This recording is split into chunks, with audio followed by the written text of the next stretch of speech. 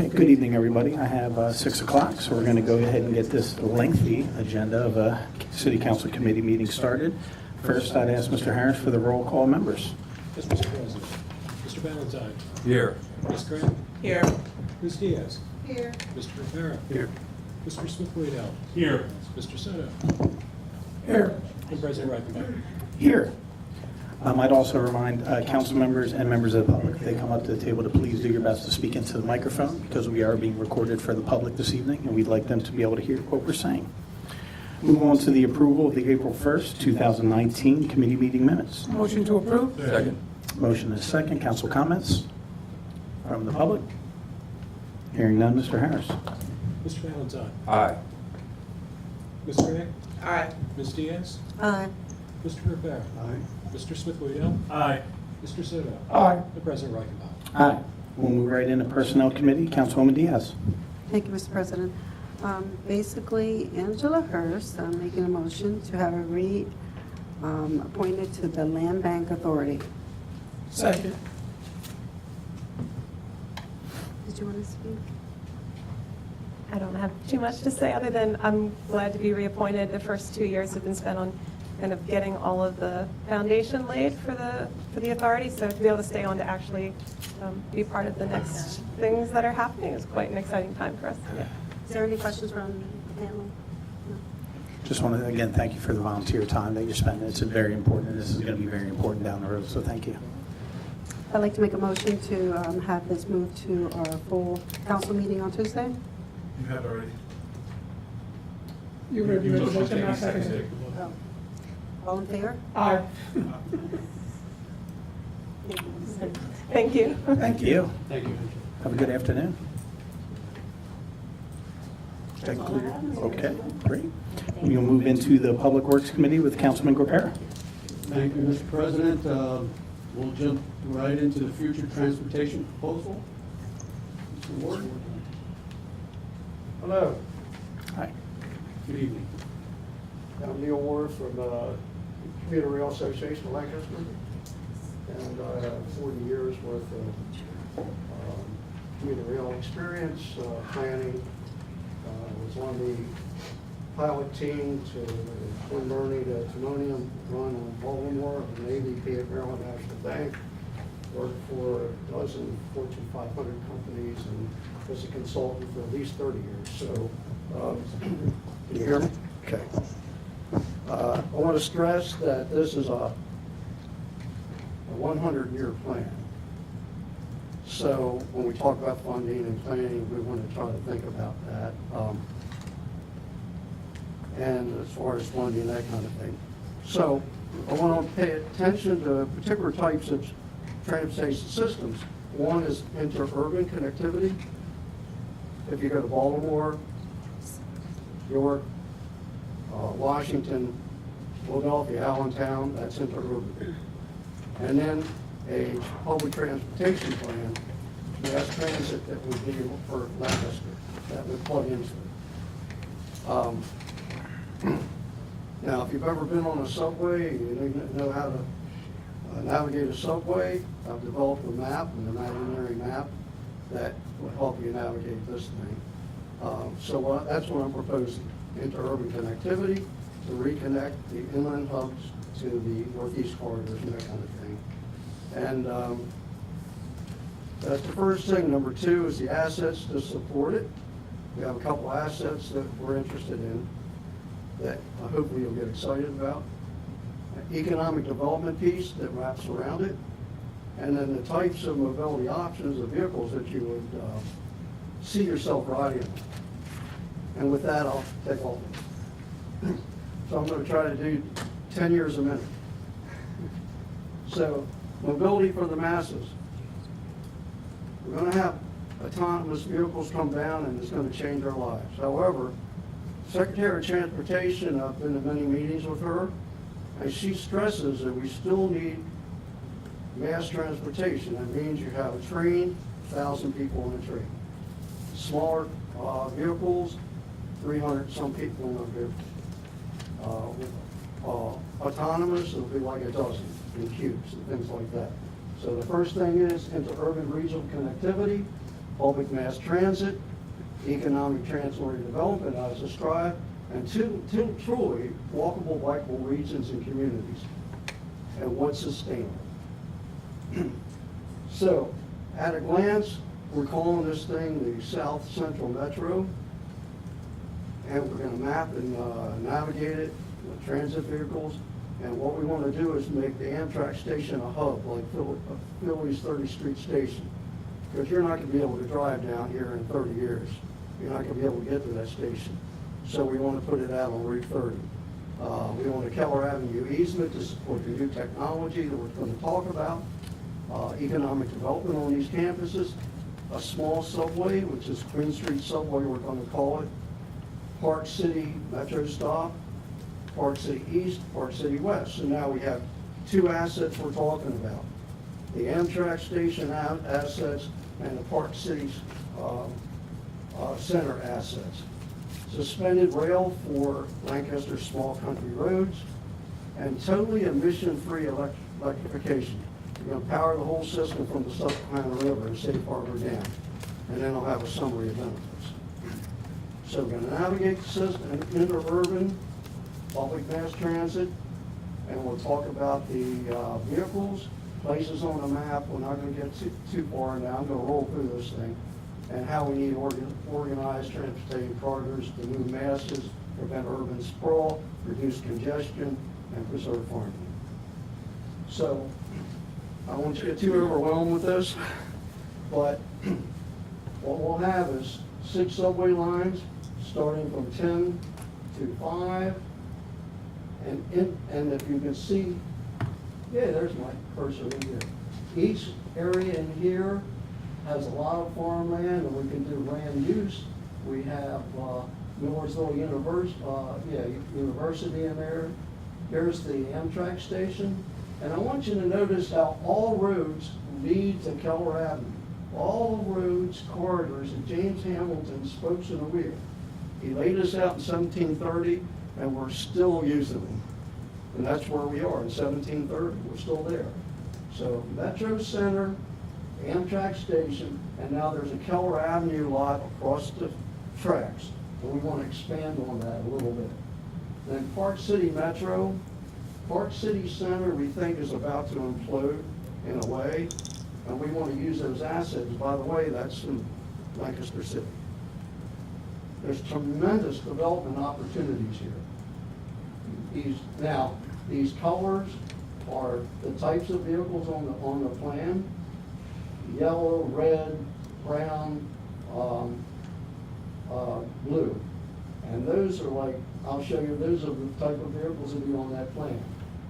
And the green is the ring roads, to take James Hamilton spokes and then connect them.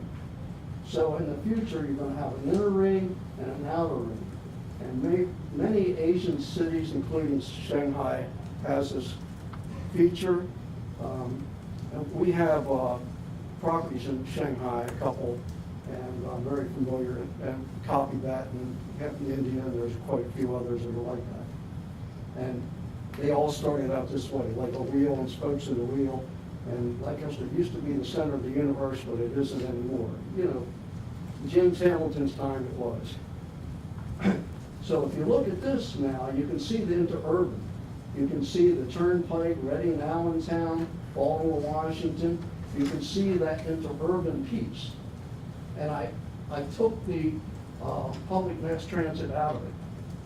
So that the public mass transit is now, I pulled that out of it, and you see the interurban. So without interurban, public mass transit won't work for any city. If I go back, you'll see the public mass transit that's plugged into the interurban. So what we've done here is different types of features: a suspended rail, light rail, and heavy rail. And the suspended rail is for the corridors that can't be widened. And it's also for farmland. You can go across farmland with suspended rail. So, okay, here we go. So now we'll talk about the vehicles that are on the plan. Rail cars.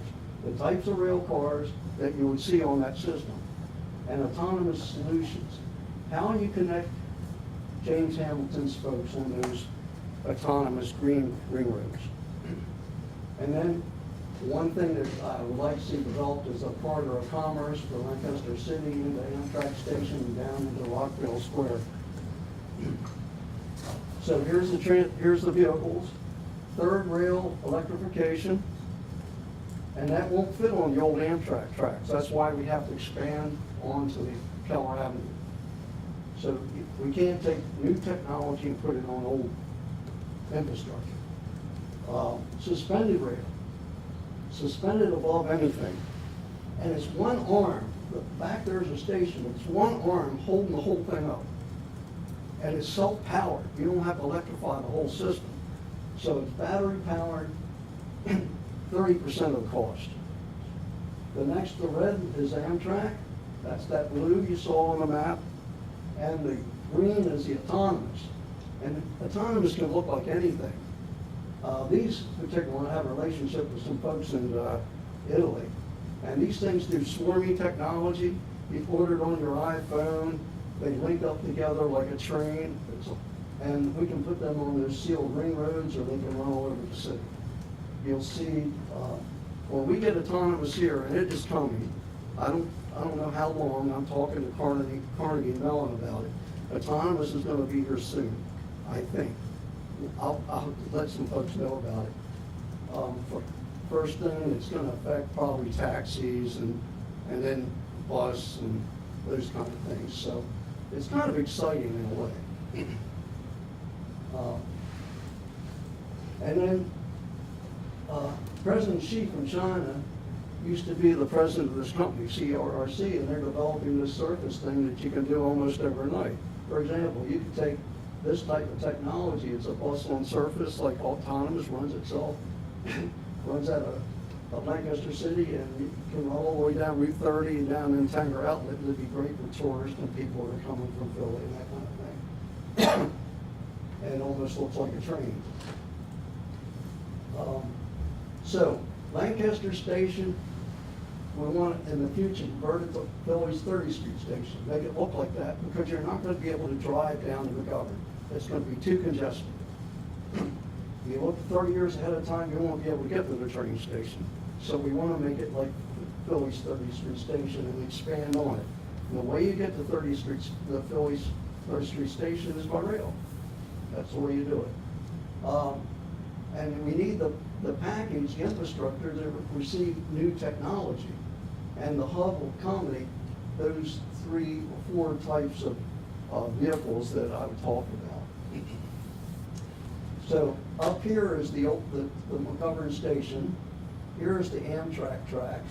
Here's Norfolk and Southern. And we're going to extend that bridge anyway. So we need a 100-foot right-of-way to get light rail, raised platform to meet that bridge, and suspended rail, and a skywalk to go all around there to connect the whole thing together. And here's the easement I'm talking about, right there. So talking to some developers and folks about that easement. The state has a parking area over here. They've got to get that bridge across here, and I think it may take a little bit to get it done. Well, again, this is all future, and we should be able to get this done within 12, 15 years. Well, I would say 5 years we could be able to do that. Now, transit-oriented development, I want to go into the billions of dollars and the millions of dollars in tax base can be built on this thing.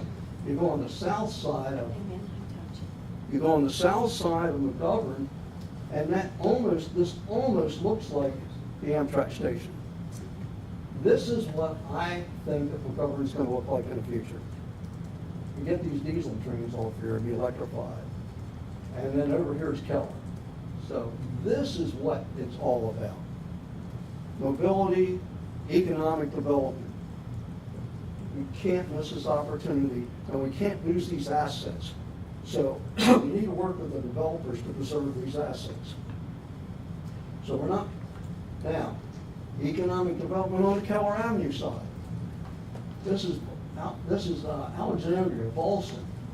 So if you look before at that Keller where I had that easement in, Keller Avenue, and this is Lidditz Pike, let's say, this is what I anticipated looking like. You think about the opportunity here. So we want to put in the transportation infrastructure and then wrap development around it, not try to wrap transportation around development. It's all about planning. So a subway conceptual, one way or another, it has to go overhead or underneath. So a short subway system that runs suspended rail from the Amtrak station on a raised platform to Center City underground, to a Queen Street split that goes one to Norrisville University and the other to Willow Street. And it could look like that. So you need that big area for the platform, for the people to stand on, and then those, you can see the tunnels in that area. Now we went from the asset of McGovern Avenue and how that map looked, and the asset of McGovern Avenue, now we're going to the asset of Park City Center. And this is even more exciting. Those assets, though, are really important, both of them. Those two assets are the most strategic pieces of property in south central Pennsylvania right now. And the Pennsylvania Railroad established that big station up there for a reason. Conestoga Traction Company, that's how it was all designed. So now we're going to establish the main new rail stop at on Park City. And if you notice, the Keystone line runs up through Park City. So Park City, we need to use this land, well, a better use of the property. So if the Keystone line runs there, and the main population center is there, we don't want to be trying to run down into the city, which we can't get to in 30 years anyway. We want to get to the city on rail. And so we want to put a rail metro stop in here right off of 30. And then this is how that could look. So that Park City one-story thing, I think, should be redesigned to look more like this. And I know Amtrak's an issue, or maybe we just set up here or something. We need to compete with them. We need to make something like this happen. So dress shops and stuff that's going into a rail stop, we probably need to have different types of shops in there. But that whole thing that wraps around should look multi-tiered. So this is a new Park City that I envision. Or it could look like that. You can see the rail lines down here and multi-level, millions of dollars in tax space, billions of dollars coming into the economy here. All right. Now there's east and west. The east side now, consider the east side, there's Schwanger Brothers Fuel and some rusty trucks up there on the other side of the, and I'm not putting that down, but where is that? Oops, here we go. Over on this side, fuel oil sales and things are dwindling and those kind of things, and I'm sure that we should be looking at that in the future. So in this area, all the way wrap around to Fulton Bank, this whole area must be around 100 acres, I would think. That whole area is just prime for development.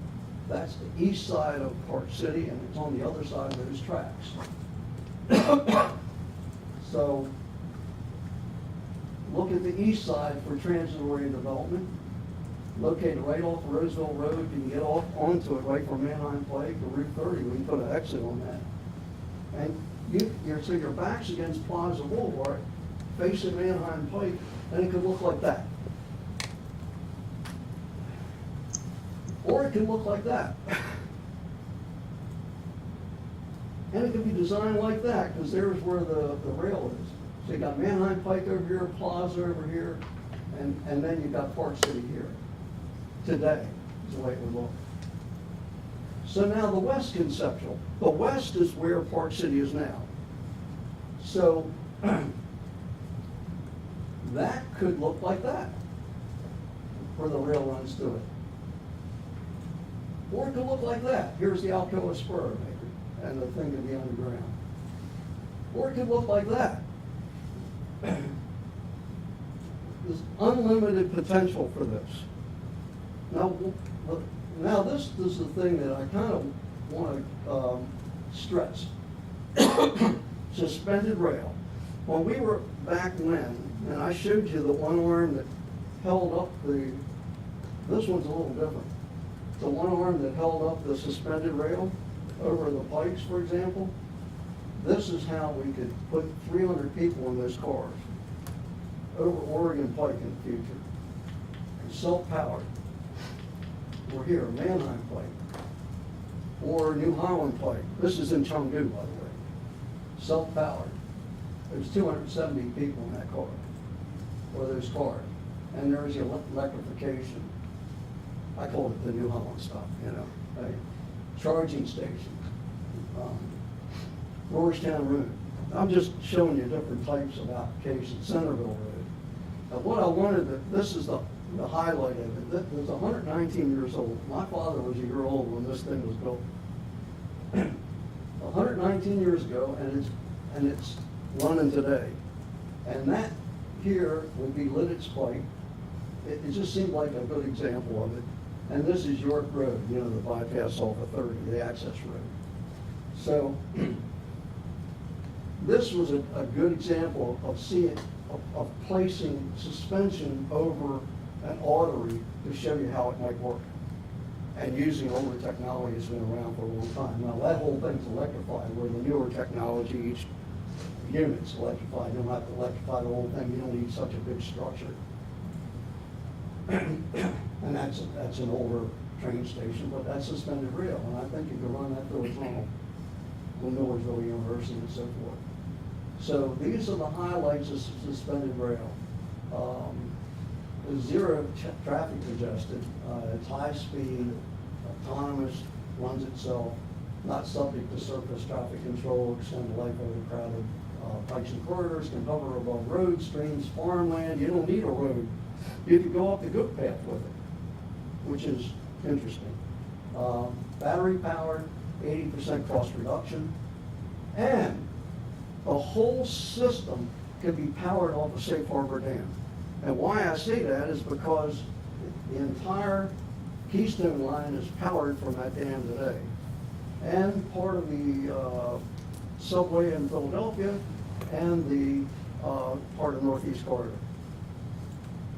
So there's benefits here, and I think I talked about a bunch of it. I don't need to read all of that to you. And I do have a handout for you that you can take with you. And in addition, and another thing, on the website says PowerPoint and these reports. So that would be the conclusion of, I did somewhere around 10 years a minute. So you're right. That is a huge thing to try to accomplish in a short period of time, but it's something I wanted to try to drive home, that Leslie Richards said we definitely need mass transportation and regional rail. Yeah, funding's a big deal, but planning's a bigger deal. I suppose this $2 trillion thing comes down and administration changes. The whole landscape can change in Harrisburg. The whole thing could change in Washington, and we could be talking something different. And this is something that Lancaster definitely, that's between Lancaster and York, we have 1 million people strong. And I think we're overdue for that type of change. Well, you certainly have the vision down, and it's very impressive. How do you get there? How do you get from your vision to in your time horizon?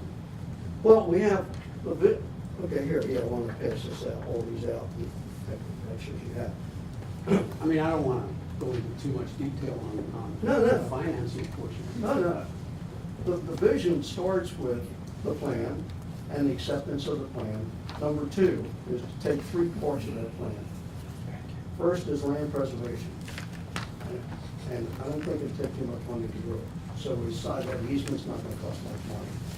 And then get an agreement from Park City, which is now Brookfield, right, GTA. I'm disappointed because General Bird Properties unloaded it before I had a chance to talk to them. They said we were doing okay, and then they dumped them. So, so working with those people, working with the developers is key. Number one. So get it, and I thank you for asking that question. I met with some of the developers. I would love to meet with High Industries. I did meet for a short period with High, but I'd like to get with High. And if you folks like what you saw today, then can we arrange a meeting with High? That would be, I think that would be the next step. I don't think state, local government necessarily can accomplish this. So I think it's going to have to come from the private sector, PPP, and from maybe global investors, hedge fund, that kind of thing. But it's going to happen eventually. It's going to fall on our children, it's going to fall on our grandchildren, and I think we need to get that plan together. Any questions from the committee? Council? Yes, ma'am. With the infrastructure that we have in this city, looking down 30 years down the road, how do you envision putting in subways? Well, subways underneath. I understand. Right. But with Queen the Street. infrastructure that we have and the limited space we have, Right, underneath Queen Street. Right there at Queen and Chestnut, where the old rail station used to be, this historic rail station. That's where the station should be, and then you're going underneath all the way. Now, you have to look at what's underneath the street too, like reroute sewer and whatever is under that that's street. what We he's don't know talking what's about. and under that's what I'm exactly talking about. Right, but from an engineering standpoint, that's something where you have to get the engineers together, we have to talk about rerouting some of that thing, and maybe some of that can route through the subway as well, some of those lines. Yeah. I believe it's not just water and sewer, but we got certain areas that have electrical completely underground. So have you ever been in the Washington subway, the Broad Street subway, or Broad Street line, or the L, or anything in Philadelphia? You'll see a lot of that infrastructure actually running through it. So they're using subways as conduits for that, so that, it does cost money, a good bit of money.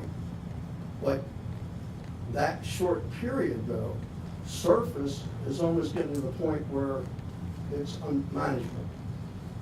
So we either have to go above or below.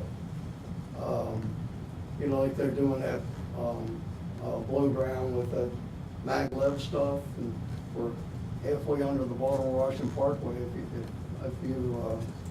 I'm telling you, I got it from the Transportation Committee, and Hogan, Governor Hogan supporting that, Los Angeles and Chicago. They're all thinking underneath now. Well, I'm trying to stay above the ground and also seal corridors. You don't want to be going across intersections, these kind of things. I'd say in 10 years, we're going to be paralyzed. And the city is not a cocoon. All your services and things come in through outside the out regions. And it's going to affect productivity, you know. And it'd be economic hardship on all of us if we don't think about doing something a little different. Any other questions from council? From the public? Yes, Ms. Public. I think I have three questions. First, what is the Commuter Rail Association of Lancaster County? Is it a 501c3? Is it just you? Is there? Yeah, there's half a dozen of us. Okay. Yeah. Now, we meet on a as-need basis. Does it have a formal structure, or is it more than? No, not really. Okay. As I'm sure you're aware, transportation in this area, you've got the city, you've got the county, you've got PennDOT, you've got the federal government. Have you approached, or do you plan to approach all of those other entities? I have met personally with Leslie Richards. I've talked Who to is- Secretary Treasurer I'm sorry, who's Leslie Richards? Leslie Richards. Yeah, Secretary of Transportation. Yeah, okay. Right, right. Jenny Granger, Deputy Secretary, Multimodal. I go to most of the Senate Transportation Committee meetings, go to the House Transportation Are Committee we referring to meetings. State House? State? Okay. Yeah. And he's a I've been to- regular at our I've been to the MPO. PUC, I'm at most of the MPOs. I can tell you that this is a hard road to hoe, so to speak, because of special interests. And there's some resistance in unions and this and that, and I understand all that. There's issues with elected officials where you have a certain media coverage in campaigns cost $100,000 for 30 minutes, and you wonder why people vote the way they do. You can just take that as what I'm telling you is really complicated when you're dealing with everybody's lives. And there's no enemies, there's no bad guys. Have you made this particular presentation to any of these other entities? I have done it on paper with Harrisburg. Mhm. I've done it with individuals of the MPO, with the TTAC. I do it in little pieces with the TTAC. That's a pretty sensitive, it's hard to get this type of thing through. And that's why I'm so grateful that you allowed me to do this, you know. It's a real political. Which brings up my last question is, what, if anything, are you looking for city council or the city to do in terms of an Well, action? first and foremost, I think it's education, understanding what I think that we need from somebody that has a lot of experience. You know, Lancaster will be, if the subway's shut down in Philadelphia, that transportation grid was shut down, that city just is paralyzed. It just practically collapses. Everything stops. And the growth that Lancaster's experiencing between Lancaster and York, that seems to me if we can't sustain it. It's not sustainable what we're doing. So it seems to me we're going to become paralyzed at some point in time. Then the pressures on supply and demand with fuel. As the supply decreases and decreases and demand increases, the price of fuel could go up to $10 a gallon, $10 a gallon, which would make it, you could take 30% of the population would lose mobility. So that's why I think it's almost like a national security concern. Any other questions from the public? Well, thank you, Mr. Ward. Please don't hesitate to come back with any new developments that you'd like to share with council. You're always welcome. Well, thank you. And here's some of my cards to pass around. Hopefully there's enough there. I'll give you some of the credentials and things. One of the developers said that'd be a good idea, and I'll pass it out. Great, thank you. Thank you so much. Thank you. I know that took a little longer than maybe you expected, but it's pretty comprehensive plan, so. 100 years. Yeah. The second item on the agenda is active transportation, Lancaster Bikes, and I bet Mr. Paulson, you have something to say? Actually, I have something to say. You have something to say. But I know my question. Greg might say something. Yeah. Thank you.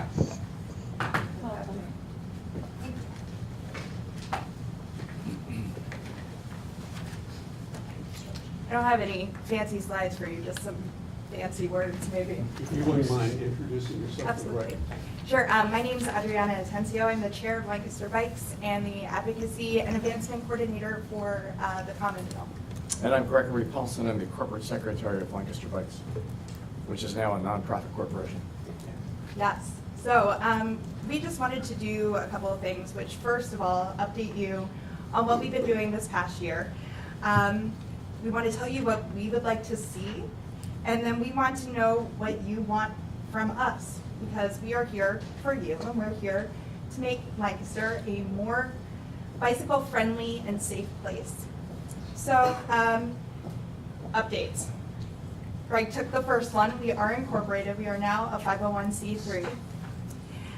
which is really exciting. It's going to open up a lot of doors for us within the community and allow us to do a couple more things that we have planned. This year we worked with Lincoln Middle School and we got bikes road ready with Gretna Bikes. We've helped with bike counts. We've contributed to the active transportation plan. We've begun planning Lancaster's very first bike swap, which in the bike world, that's a big thing. We've been representing bike-related issues at the Traffic Commission. I'll be there tomorrow. We're advocates for bike safety. And just recently, we've helped the Philadelphia Bike Coalition lobby for a Vision Zero plan in Harrisburg, which was really neat to start building some more connections with cities that have a lot more bicycle infrastructure than we currently have. But there are some things that we would like to see. We would love to see someone from the police assigned to come to Lancaster Bikes meetings to get the police force more involved with bicycling and pedestrian infrastructure, and to kind of know at a more kind of intimate level how these things work, so we can enforce traffic codes for cyclists and motorists in a fair way. We want to do workshops for law enforcement.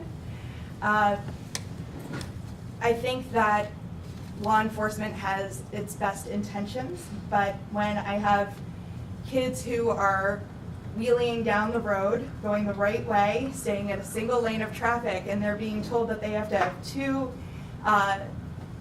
wheels on the road, that's not true. Because if you have a unicycle, you can't have two wheels on the road. You only have one wheel.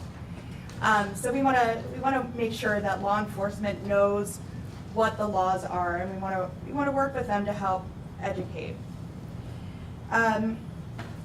We would love to help the city do presentations on the ATP. We want to show our support of the ATP, and I think it might be good for citizens to hear from other citizens, not necessarily kind of like data-driven city engineers, etc. Cindy, I love you. But hearing from people who are on the roads, who are using this infrastructure, why we want to see more of it. And we want to do more county outreach for education. Because while we're sitting here at City Council, we have so many people who use our cities, our city roads, they think of them as arteries. They're not, they're roads. They are small city roads that are filled with people, that are filled with children, that are filled with pedestrians, that are filled with cyclists, and yes, the motorists as well. But we need to start finding ways to educate the general public on, for example, 4 feet to pass, and getting everybody on the same page when it comes to bicycles and pedestrians. One thing I would really like to see with all of the new bike lanes that we're putting in, the Lancaster City Alliance has a great Adopt a Block program. I think it could be a really easy thing to get people to adopt a bike lane. The one thing that we constantly hear about putting in bike lanes, well, who's going to maintain it?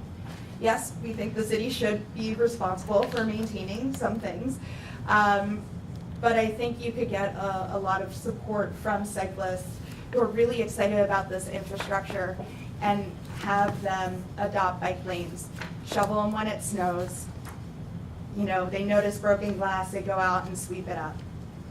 Double parkers? So I actually have decided that I don't hate double parkers anymore because it's a form of traffic calming. That is like silver lining. Right. It's traffic calming until the person behind them is so angry that they, let go. Yes. Yeah. The glass is half full, definitely in that situation. But yes, we'll definitely need to address double parking. I don't know why it is such a thing in this city, but it's almost like if you live in Lancaster, you have to learn how to double park in front of an empty parking space. Otherwise, you don't live in Lancaster, Yeah. So. So, So, yes, and also not parking in bike lanes. Or like I witnessed the other night outside of the Buchanan Park Festival, somebody who was parked in a parking space and the person behind them is honking on their horn because they thought it was a travel lane and they couldn't understand why the person in front of them was not moving because the bike lane was right beside them and they were a little confused by the whole thing. So just education, I think, in general is something that we really want to see. Another thing that I personally would love to see, as a person who rides a train, I would love to be able to put my bicycle on the train and take it to Philadelphia and back. We would love city support in working on making this happen with Amtrak. You know, working for a community bike shop, I constantly have people coming in saying, I really want a cheap bike and I want it so I can leave it at the train station because in Philly, I have my other bike at the train station. Well, not everybody can afford 2 bikes.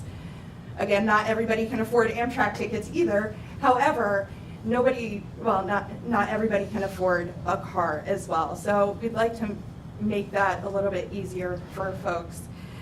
I'd also like to see the Zagster station that is at the train station in front of the train station. So when you walk out, instead of the sign that's approximately yay big that says Bike at Lancaster, you walk out and you see Zagster right where that bike rack currently is, and move that bike rack to where the Zagster station is, along with the other 2 underneath the protection where cyclists really do like to park their bikes. We'd like to see more bike parking, not on the sidewalk, but in the city streets. We have all of this wonderful bike infrastructure that we are putting onto the roads, but we are relegated to parking on the sidewalk. We want to keep the sidewalks clear and safe for pedestrians and take 1 parking space and put a bike corral in there that can hold 10 bikes.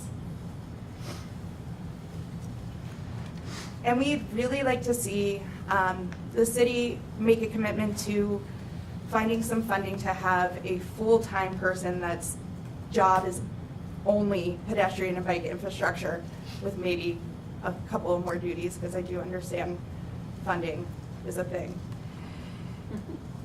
It's a thing. Greg, do you have anything you'd like to add?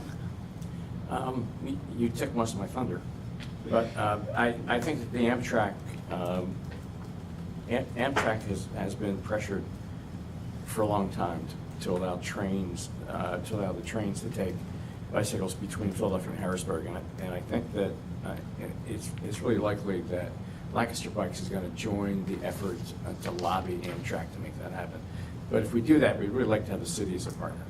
I mean, and that is there are a lot of people I know who want to come here from New York City or from Washington and bring their bikes and use Lancaster City as a hub, which means a certain amount of economic development for the city, but they can't get their bikes from the Philadelphia station or from the Harrisburg station to Lancaster because the trains just won't allow them to do it.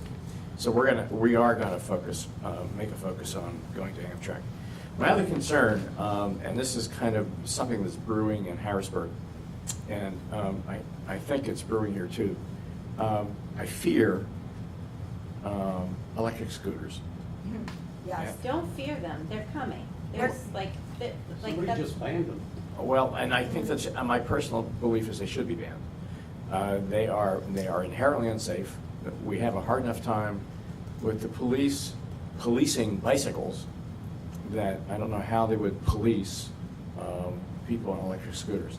Even though electric scooter companies will say, we're going to only rent our electric scooters to people over 18 years of age. I'm personally aware of people who have been critically injured because people on electric scooters don't give a rip about traffic or bicyclists or in or out of bicycle lanes.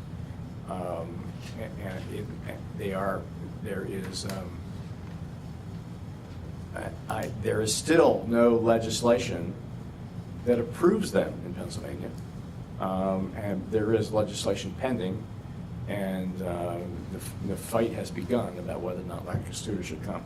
And I'm strongly against them, unless there are a lot more protections built into the legislation allowing them. I'm personally not a fan of them as well. I was in San Antonio not too long ago, and they have electric scooters everywhere, and they do have some bicycle infrastructure as well. However, I can't tell you how many times I almost got run off the sidewalk by somebody who could not control a scooter. The first day of the conference, one of my colleagues broke their elbow and became the joke of the conference because they hit a crack in the sidewalk on a scooter and crashed. So, like, yes, scooters are coming. It's going to happen, but we need to have some rules in place for them. They do not belong on the sidewalk, not at the speeds that they go, and we need to have the appropriate infrastructure for them. I just want to continue that. I've been with Lancaster Bikes since its inception. I'm probably one of the 4 or 5 people who founded it, and I have no intention of leaving it. I believe that I think I've been an advocate for cycling in the city. I've been an advocate for people to commute to work, whether from outside the city and inside the city, and I want to continue doing that. And Lancaster Bikes, and I personally am here to help make that happen. I have offered to the police to do training for the police on bicycle safety. At one point, I had a radio show. I had a couple radio shows where I would answer legal questions over the phone, and the one that was the most busy in terms of the phone ringing was the one where we focused only on bicycle law. And because there are a lot of people who have an interest in that, and a lot of people don't know about it, and a lot of people don't understand who's responsible for what. And I think that we have laws on the books that aren't enforced, and we need to enforce them. And however I can help make that happen, even if the enforcement is aimed at bicyclists, I'm here to help that happen. And I will add, I forgot something to put on this list. I had a meeting over at the police station the other day. I cannot tell you how many times I have been almost run off the road by people who do not care about the law and do not care that it's 4 feet to pass. This just happened to me last Tuesday. I was out for a ride. It was about 7:30, 8 o'clock at night on Ruby Street. There was nobody else on the road, and a woman came within a foot of me. So I chased her down because I'm Italian, it's fight. The flight is like directly to the person. Chased her down all the way to Rikers Bottle Works and took a picture of her license plate, explained to her that it's 4 feet to pass. And, you know, I could be her daughter. She could be me. And how would you feel if you constantly are scared with the form of transportation that you choose? I told her that it's my right to be on the road, and it's my right to take up the entire lane if I'd like to. I was not taking up the entire lane, mind you. And all I got back was, you know, a bunch of expletives and et cetera, et cetera. Took a picture of her car, of the license plate, and I called the cops. And the woman through dispatch said, well, what would you like us to do? And I said, well, you know, there's no point in sending anybody out. You didn't see it, therefore you can't enforce it. But I want you to make note of it. So when I met with Sergeant Luciano the other day, I asked if we could put some sort of like keyword or something into the system that they have, that it's like aggressive driving or, you know, buzzing a bicycle, I don't know, something like that, some sort of keyword. So at the end of the year, we can gather this data, because we want the roads, we want to just share the roads. Like, I know cars are not going anywhere in this country, let's be honest, but we want to share the road. And the more data that we can have at the end of the year to support bicycle infrastructure, I think the better off that we are. I also requested that, you know, if somebody calls in and says, hey, and sends a picture maybe, here's the make, model of the car, here's the license plate, if you can track this person down, at least knock on their door and let them know that they're breaking the law, that they're endangering people, and that what they're doing, it's not safe and it's not fair. And yes, they're able to get away with it because nobody sees it, but it's not right. So I want to get more of that data. I want to encourage cyclists to do exactly what I did, maybe a little bit safer than I did, but if possible, start collecting that data so we have it to use to our advantage. Since you are a newly 503C, would you like to tell the public how they can contribute to Lancaster Bikes? Sure. Money. Yeah. You know that, but how? So we are working on sprucing up our website to be able to take donations. We are able to take cash, checks. I'll take Bitcoin, I'll figure it out. But any money that comes in will go towards making Lancaster a safer place for pedestrians and bicycles. Now, we are Lancaster Bikes, but when we put in bicycle-friendly infrastructure, we automatically make it better for pedestrians as well. So that's our commitment. Our commitment is to people. It's not to vehicles, it's to people. Any questions from the committee? From council? Just have a statement. I appreciate your advocacy. You know, as we talk about the benefits of biking and try to become more bike friendly, the one aspect I feel like has been missing is the complementary infrastructure. So I really appreciated the well thought out ideas you brought up. And if anything, I'd love to see some examples of some of the things you talked about and how it could fit into our city. Thank you. Anybody else? From the public? Thank you. Thank you very much. If I could just to say, thank you for mentioning about the police bureau. I just had a conversation with Chief Perkyheiser about this last week, identifying one or two police officers who could be a liaison related to bike safety, also how we can be not just training our officers regarding bike law, but also having some of our officers working with kids and helping to do some more of the bike safety training. Would love your involvement in the participation related to the rollout of the active transportation plan. Jess and Amber are working on community meetings right now. So, and in our conversation that we had last week, we also talked about sitting down with you as well, just as the outreach person for Commonweal, to share with you what some of that planning is and engage Lancaster Bikes in the process. And electric scooters, oh my, so much to say. I also just want to remind everyone that part of what we're trying to do with the Safe Streets strategic priority is have regular meetings between police and our Department of Public Works to really think through items that come to Traffic Commission that need additional attention, but also the rollout of the active transportation plan, issues related to Zagster, like all of it. And, you know, not only some of the issues that we're addressing on some of the arteries that are going to have bicycle lanes, whether that's Christian Street or Chestnut or Walnut, or, you know, whatever they end up, the configuration of those. They also have ramifications for reducing crashes at key intersections by opening up sight lines. And that's something that we're really looking at with another engineering firm to take a closer look at all of that. So while we have a plan and everybody thinks it's pretty darn conceptual still, because there's a lot of engineering work that still needs to happen. So those are some of the things that we're paying attention to, is how's a triple win, not just for pedestrians by shorting the distance to cross the street, especially if you're an elderly person or you've got kids in tow, how reducing crashes by for vehicles and for pedestrians and bikes, those car conflicts, and also providing infrastructure for cyclists. So trying to get to that triple bottom line in a different way than people, profit, and planet. Yeah. Thank you. I think there's an ordinance restricting skateboards from sidewalks, at least in Center City. Yeah, in the downtown core, bikes, anything wheeled on the downtown core. Which would include electric scooters. Yes, it would. So there's not much work that needs to be done.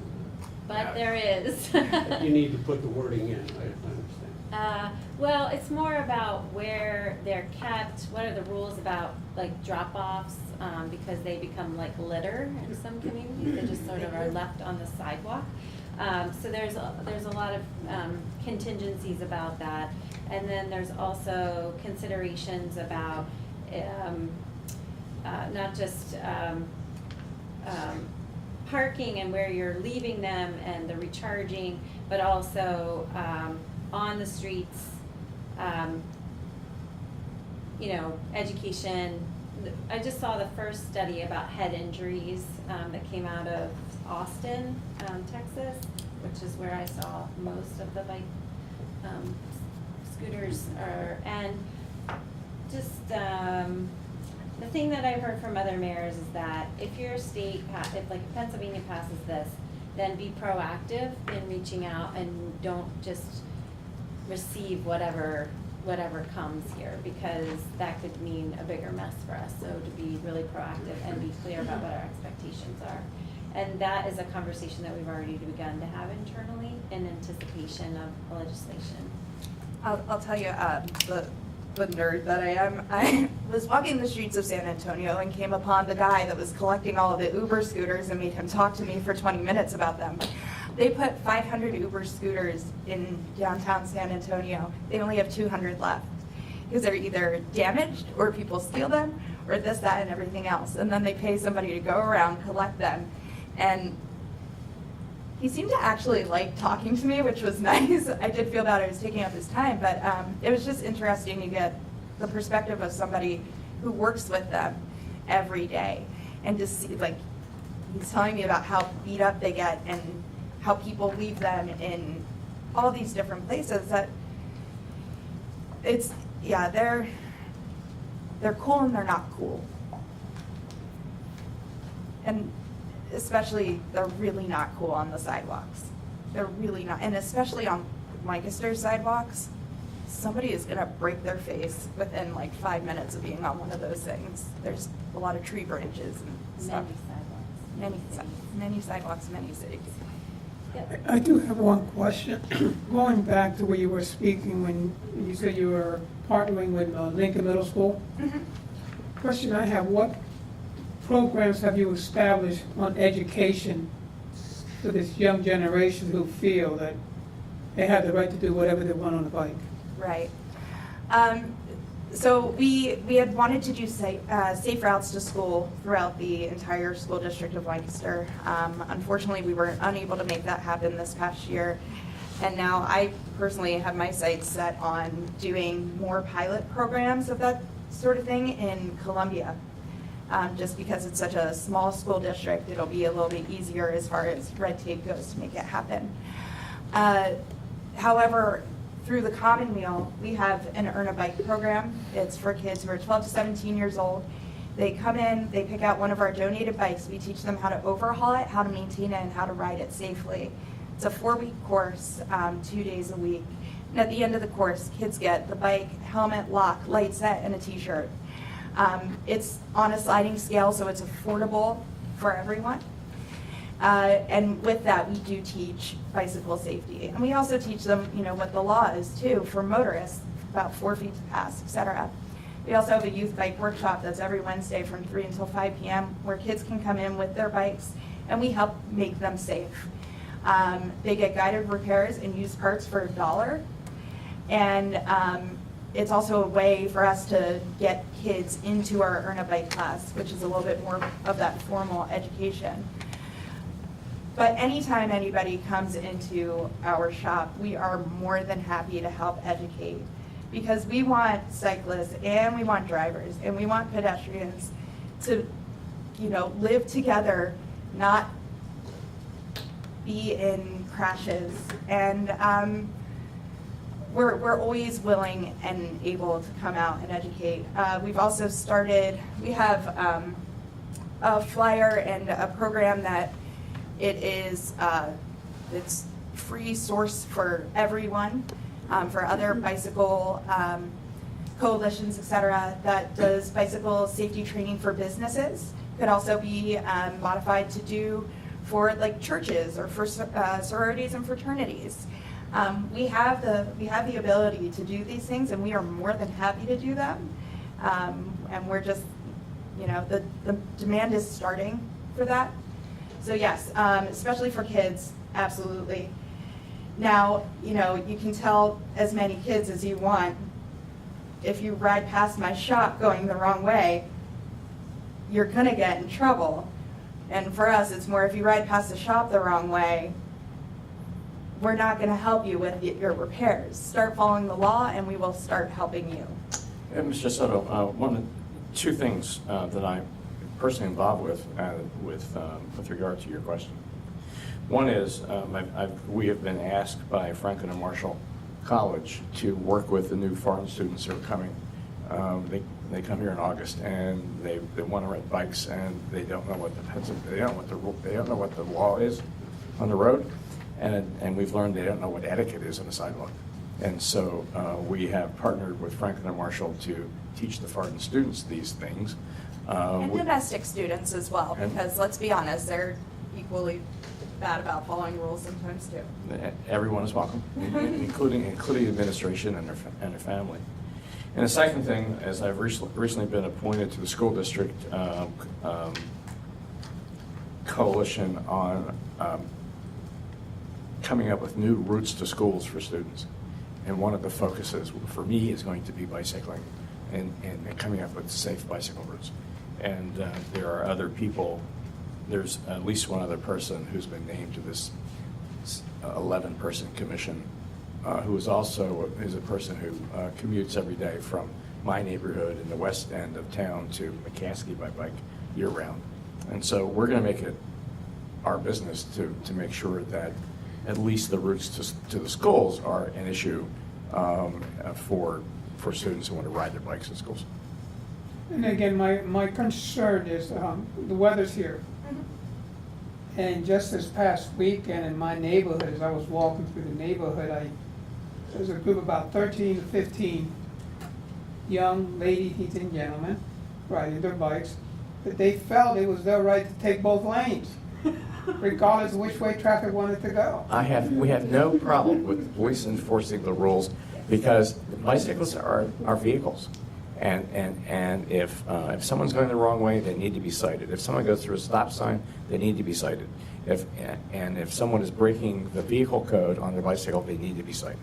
Okay, Oh, no I problem agree with you that. 100%. I love yelling at cyclists almost as much as I love yelling at motorists.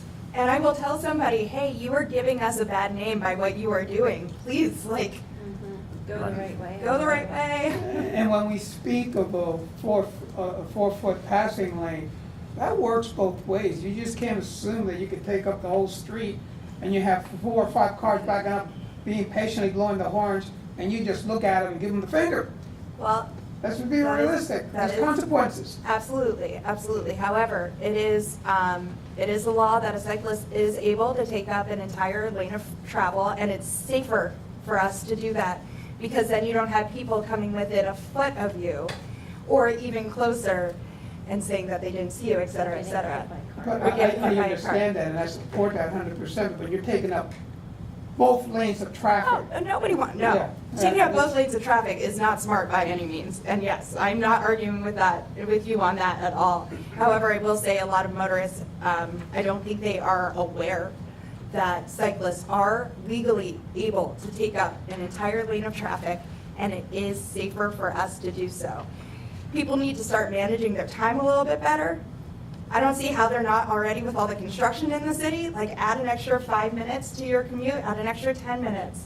So if you budget your time and plan for running into, a pothole the size of my vehicle, or a cyclist that is having fun, hopefully, that is getting their exercise in and is making the road a lot better for everybody else without their 2,000-pound vehicle battering the streets every day.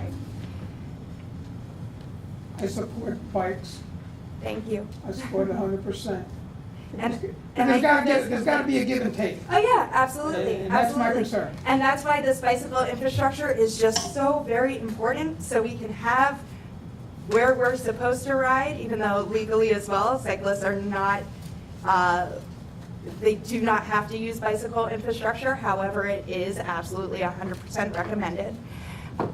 But as I stated at the city council meeting when the ATP came up for vote, we're in the middle of a cultural change, and we all need to deal with it, and we all need to buy into it. and we all need to take and to work together to make it happen. Thank you, folks. Well, thank you. Yeah, thank you. And again, come back anytime. Thanks.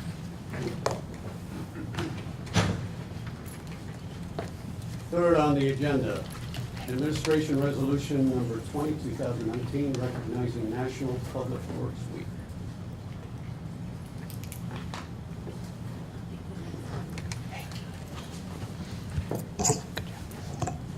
Good evening. Cindy McCormick from the City Public Works. This resolution is recognizing National Public Works Week, which is May 19th to the 25th. It's an opportunity for us to recognize the 200-plus public work employees that work for the city.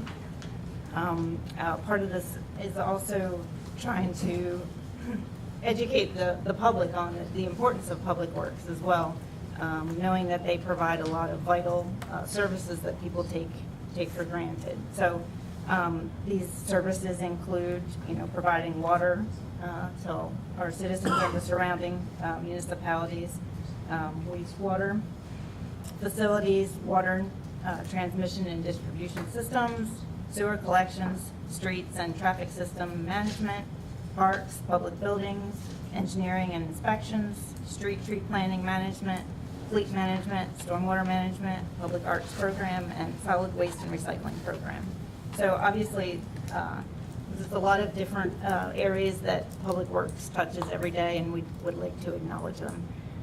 Just for your information, sort of the timing worked out, but Open Streets is May 19th, the start of Public Works Week, and Public Works will be bringing some equipment to Open Streets so that, kids can get on some dump trucks or lawnmowers or different, equipment. And there'll also be public work employees there so they can learn more about the different things that we do. Which is awesome, and everybody should come. And who doesn't love a dump truck? Seriously, it's big, you can just drive over things. Are we still doing co-ops for high school kids? We do, the work program for the high school kids. Yeah, they work in the various departments, like our parks department for transmission and distribution. I know they help with painting fire hydrants and. How many do you take every summer? I'm looking at Patrick. Between like 20 and 25. I think the application period just closed Friday. And their priorities all given to city residents. Questions from the committee? From council? From the public? Thank you very much. We'll enthusiastically move this forward. May I have a motion, please? So, oh wait, I'm not in here. Second. Ms. Diaz and Ms. Craig. All in favor? Aye. Thank you. I'm sorry, who's the motion? Motion was Ms. Diaz. Okay. And second?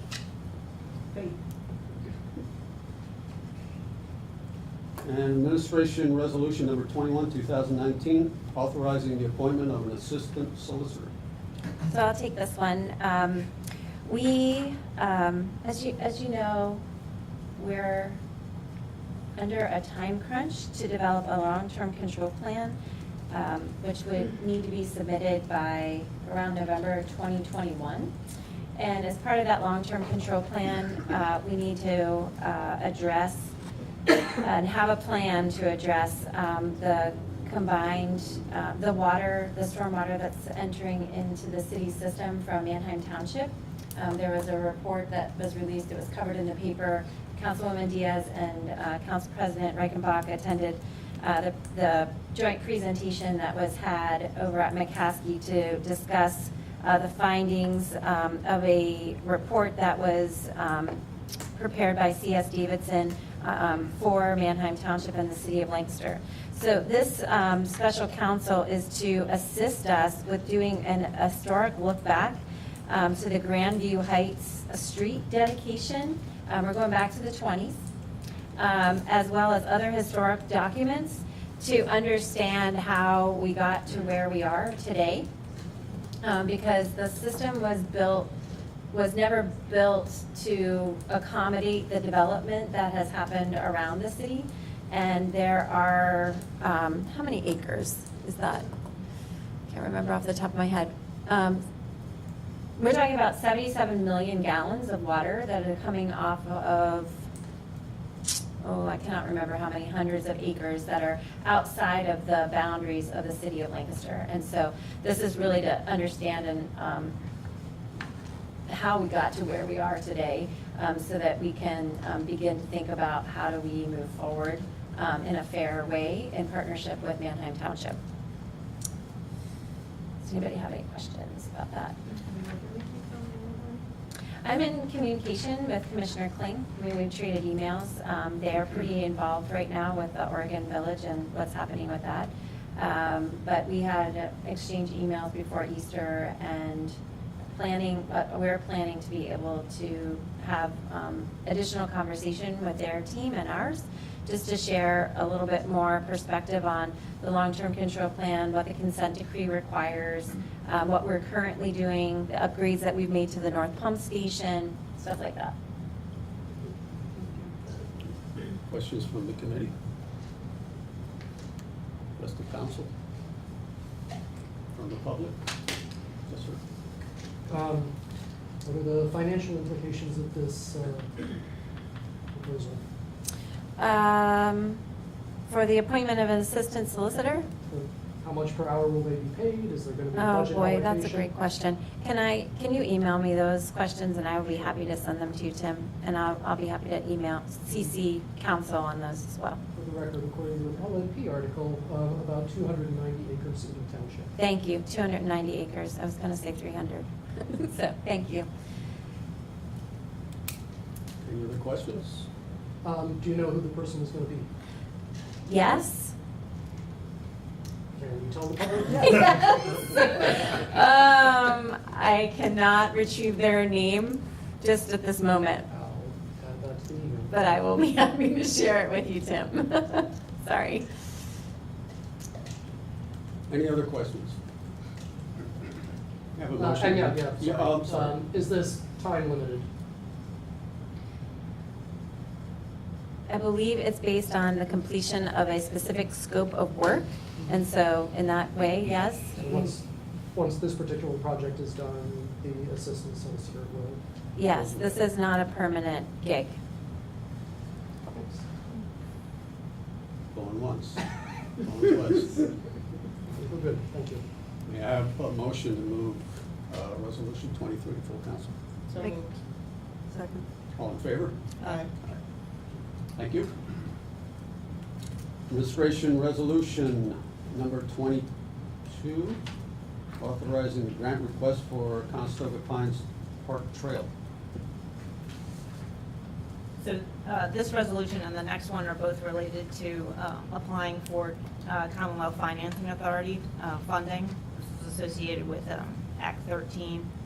So the first one, and these are both related to grant requests that I presented to you last month, similar projects in the same areas, but just different funding sources. So this one is for paying for the construction of the trail that is proposed to connect the pedestrian bridge at the Waterworks facility to the Conestoga Pines Park. So I believe it was about 1,200 linear feet of trail. So, and we don't have the actual amount yet, but the last cost estimate we had was in the range of $175,000. So this is related to a sewer replacement project that we're doing. So this is just requesting funding to actually construct the trail over a large portion of where we're constructing, replacing the sewer. Questions from the committee? From council? From the public? How much money are you asking for? What do you ask for? I said we don't have that Okay, at this so time, but the last, 175. that was the last estimate that we have. We're getting that updated at this, I assume there would be a local match. yes, 15%, which we're hoping may be covered by some of the other grants that we're trying to obtain as well. Any other questions from the public? May I have a motion to move resolution number 22 to full council? All in favor? Aye. Thank you. Administration Resolution number 23, 2019, authorizing the grant request for the Longs Park Stormwater Management Project. So I believe last month we applied for a DCNR grant related to the trail associated with the wetland project at Longs Park. This request would be for the actual wetland construction work. The scope of work has changed from originally we were looking at taking stormwater from Park City. So now we're looking at taking stormwater from the Donnelly site and pumping it up to Longs Park to create a wetland, and then that would help improve the water quality for the pond at the park, as well as, you know, the receiving water, the Little Conestoga. So this grant request is $300,000. And again, it's a 15% match.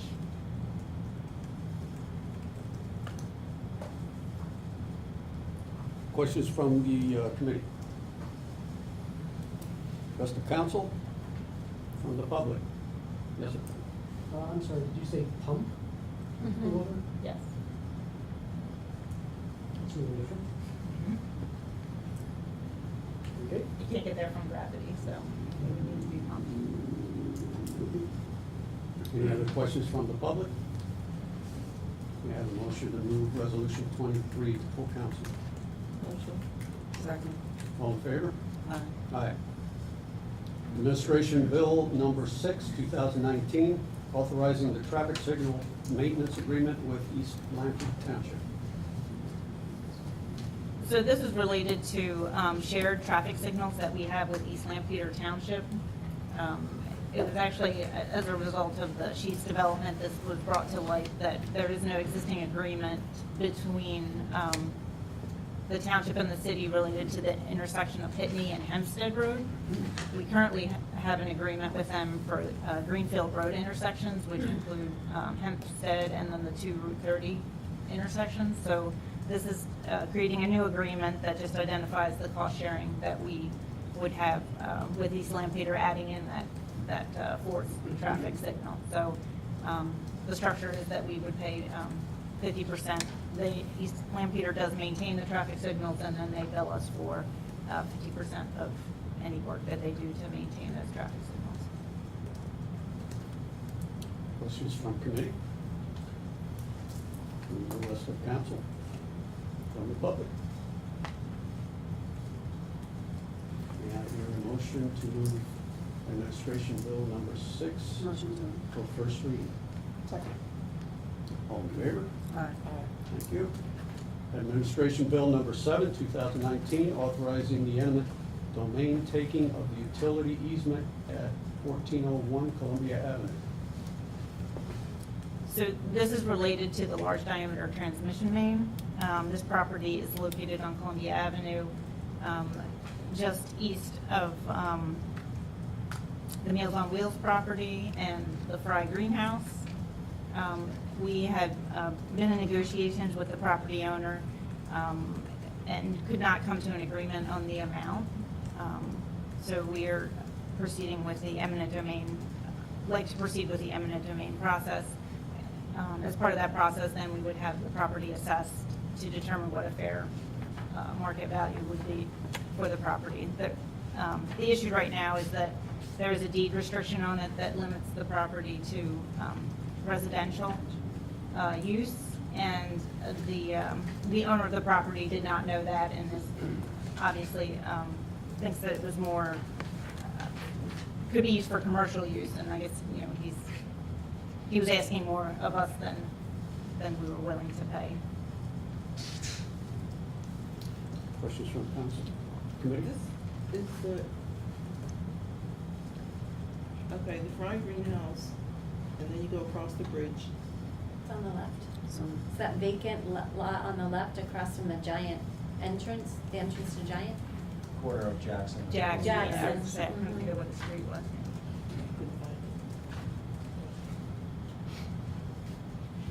Questions from the council? How long were you in negotiation with the property owner? It's been probably, I'm not sure if it's been a year or not, but it's, you know, we've been Long overdue. been talking to him, yes. So he's asking more for the property than what it's technically worth? Yeah, he believes that the, us having the easement on his property would render it useless, is his belief, so, yeah, he was, requesting in the range of $150,000 for just an easement for us to put our pick through. And you said there was a deed restriction? Yes. It limits it, it appears that it was part of, you know, the houses in that area, so it was supposed to be consistent with the. Residential. Yes. Yeah. And that deed restriction predates any, I mean, it goes back to when those houses in that neighborhood were built. And I think because he wasn't aware of that, he has a sign. If you drive by that property, it's a commercial property for sale or build to lease or something like that. And And it is zoned Yes. commercial in that area. yeah, but without realizing that the deed restriction supersedes the zoning.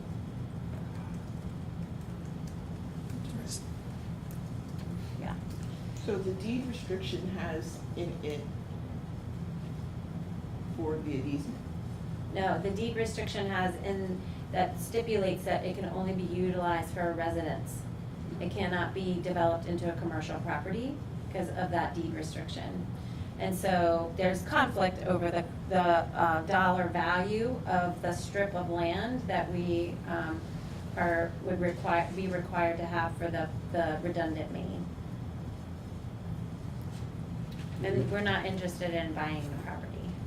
We're interested in providing fair market value for the easement that we're seeking, for a water line. Clarify, for water. Which is not going to be in conflict with what he has currently. There's nothing on the property right now.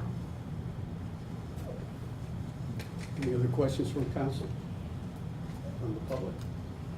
Just to follow up on Councilwoman Diaz's question, is it, in the city's opinion, is putting the water line through, would that impede a future residential development on the property? No, Maybe that was the case? you would have to plan for it. I mean, you can't build a house over the water line, but it does not render the rest of the property, what's the way I want to describe that? As like unable to be built upon. How's that?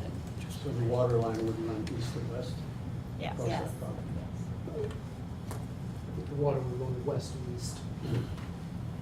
Okay. Hopefully. That would be the preferred direction. Any other questions from the public? May I hear a motion for first reading of bill number 7? Motion for reading. Second. All in favor? Aye. Aye.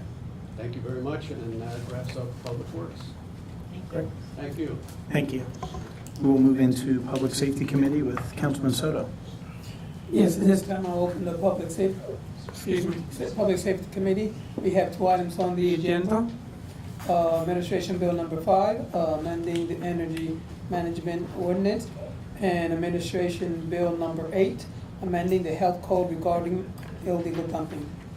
Who will be reporting on this one? I can take Administration Bill number 5, amending the Emergency Management Ordinance. Chief Little was planning to be here, but he's currently in State College at a military leadership retreat, so I'm covering for him. But basically, this is exactly what you have in front of you in terms of the ordinance. It is literally changing the first sentence of Section 136-4 to read, the emergency management director shall be an employee or resident of the city who is recommended by the mayor and appointed by the governor of the Commonwealth. And then it's restated again in section 136.5 regarding the emergency management deputy director, so that it's an employee or a resident. And that's really the That's really all the change that we're seeking. I think I have mentioned to council that the city is in the process of updating its emergency preparedness plan.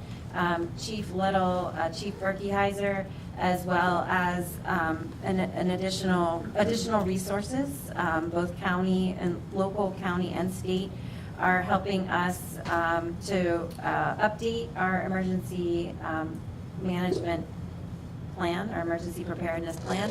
And the executive leadership team is going to be going through some training, and we will be developing some protocols so that when we have to, and I'm learning all this new lingo, to stand up an emergency operations center at the police bureau, we all know what we're doing. And who's the director now?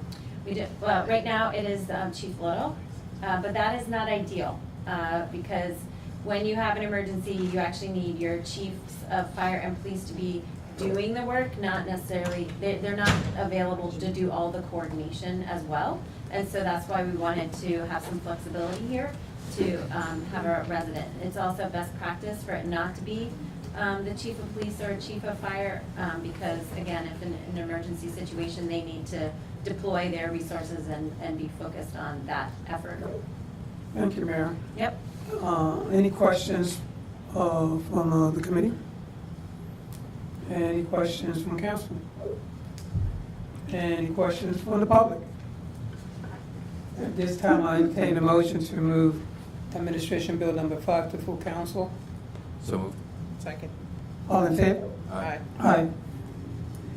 Administration Bill number 8. So I'll take that one. We have been looking at our property violation notice process.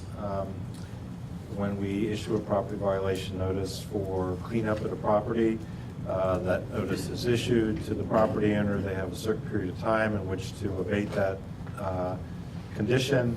After that period of time, a reinspection occurs. If it's not abated, then the city's contractor goes out, cleans it up, and then we issue a bill to the property owner for that cleanup. There are times where it is so egregious and really creates a health issue for the community that it should be abated immediately. So this is a rather simple amendment to Chapter 150, which deals with health standards within the city, that does authorize the health officer to require immediate abatement. And if the property owner is not willing to immediately abate it, they can contact the city contractor to come out and immediately abate it and then charge the property owner at that point in time. So this would only be where there's a public health issue. The standard process would occur for anything else. What does immediately mean? Right away. Like, As soon as it's seen. Now. When she goes out, if she sees that a condition is a public health hazard, they notify the property owner that they must do it immediately. So they need to make that phone call to get it cleaned up immediately. right. And what's the time frame given until that, like, the next step kicks in? So the health officer would do a reinspection to say, we'll be back in 2 hours, 4 hours. Okay. Based on the condition. Yeah. So there will be a reasonable period of time for them to make those arrangements, but the property violation notice is often a 10-day process because of the mailing process. Sure. We don't want to wait that long. Makes sense. Any questions from the committee? I think this came up because literally the entire contents of a house were dumped on a street on Hershey Avenue.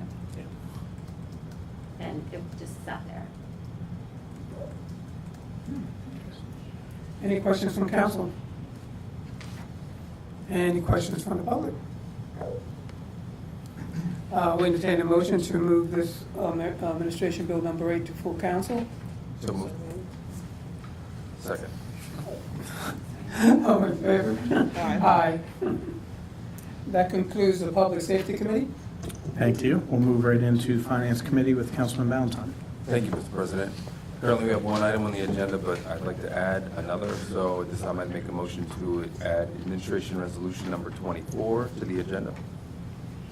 Second. Oh, sorry, I'm not on Second. All in favor? Aye. All right, we'll discuss this as the second item, but going back to the item, the first item is a presentation of the Lancaster Parking Authority bond guarantee. Okay. So I want to preface this by saying this is right now informational only. There's no decision-making that has to happen at this meeting. I really just want to give you a sense of what's coming, we plan to have coming in June. And this is about the financing of the garage that is proposed to be right over there in place of the current Annex building that we always refer to between, now we can call it the Holiday Inn, and 101 North Queen Street. So, and I want to keep this discussion just to the financial piece of this and the timeline for that, because that proposed garage still has a couple of other decision-making bodies to go through, Planning Commission, probably Traffic Commission, and also the Historical Commission, which ultimately Historical Commission recommendations come through City Council. So just want to make it clear that this is, what I'm going to be talking about is not the actual physical garage or anything like that, but just about what you're going to be seeing coming down the pike in terms of the financing of it. So for the Parking Authority, they will be doing a bond issue to finance the building of that garage. Like we have done with all other Parking Authority bond issues, the city provides its guarantee on the financing that the Parking Authority does. And the reason for that is that without that guarantee, the Parking Authority would be going out to the bond market based only on the revenues that they have in their system versus the city being able to provide that guarantee, which adds a level of comfort for folks who are out there doing purchasing bonds, and helps them to attract a lower bond, or a lower interest rate on the financing. So because of that guarantee, that then requires a city council ordinance, a guarantee ordinance that we plan to bring in June. That's the current timeline. That guarantee would go through the same sort of ordinance process. So the Parking Authority has its own financial advisor, Jay Winger from Susquehanna Group is the Parking Authority's financial advisor. We have Daryl Peck looking at all this on the city's behalf and also on the CRIZ Authority's behalf, because he's the finance advisor for both the city and the CRIZ Authority. There is anticipation that the CRIZ will provide some of the funding for the repayment of debt service on an annual basis, so that's why I mentioned the CRIZ. Randy can answer questions about that piece of it, but all in, it would be Parking Authority revenue and CRIZ dollars that would go to pay the debt service on the proposed garage. So the process that we have in place is at the June Finance Committee meeting, we would have Jay Wenger here from the Parking Authority's financial advisor. Daryl Peck would be here. They can talk about the detail of the numbers that were involved in the project itself. To give you two numbers that are right now just for sort of discussion purposes only, it looks like the all-in bond issue itself would be somewhere around $28.5 million. And that finances construction, all of the other costs that go along with construction. It also provides funding for a debt service reserve fund, which is dollars that the Parking Authority sets aside to pay debt service over time, and then also capitalized interest, because you're not paying back the debt service right away, so you're financing some of the first couple of years of debt service while the garage is being built and while they ramp up, no pun intended, ramp up the garage itself and get the revenues coming in. So all of those things get financed through that bond issue. In the guarantee ordinance itself, they have to provide, we have to provide as much flexibility in that number. And we've done this with bond issues where we've said the bond issue is not to exceed X amount, even though we anticipate that the actual amount of the bond issue is going to be lower, because we have a process that we have to go through the Department of Community and Economic Development to approve this whole thing because the city is providing the guarantee. So the number that we expect right now to use as that not to exceed number is $35 million, even though the bond issue in all likelihood is going to be significantly lower than that. I just wanted you to hear those two numbers so that when Jay comes at the next meeting in June, you have a sense of what these parameters look like. So the idea would be to come to the June 3rd meeting with the guarantee ordinance itself, present those figures to you, and then the first reading of that ordinance would be at the June 11th meeting, and then the June 25th meeting would be the second reading and the vote on the adoption of the guarantee ordinance. In the grand scheme of things, this is very much like us doing our own bond issue, except that all of the work is being done by the parking authority, essentially. We're simply providing the city guarantee, but that does require an ordinance because it is deemed much like the city is taking on that debt, even though it's really the parking authority that is taking on the debt and repaying the debt service, or paying the debt service with their revenues and also with some funds from the CRIS. Before I open it up for questions, I just want to ask that you respectfully keep all questions towards just the bond and the guarantee issue, as Mr. Hopkins has said. That being said, any questions from the committee? From the council? From the public? At the LPA meeting, there was some discussion about self-liquidating debt. Is that relevant for council? Yeah, so much like when we do a bond issue that includes debt for the water system or the sewer system, all of that debt, because there is revenue from those systems to pay off that debt, is deemed to be self-liquidating debt. It doesn't count against our borrowing capacity for the entire city. There are discussions going on right now with folks at DCD about the self-liquidating debt related to this issue. And I'll put it that way because the CRIS increment that would come to the parking authority is a little bit different animal for the folks at DCD than they're used to seeing. Typically, they would look at all the revenues from the parking authority has, and that would be reviewed in conjunction with all the debt service that the parking authority has to determine whether or not the debt service for the parking authority is deemed self-liquidating for the city. Realize this gets a little jumbled, but so the CRIS increment, so there's funding that will come from the CRIS authority to the parking authority to pay off a portion of this debt service.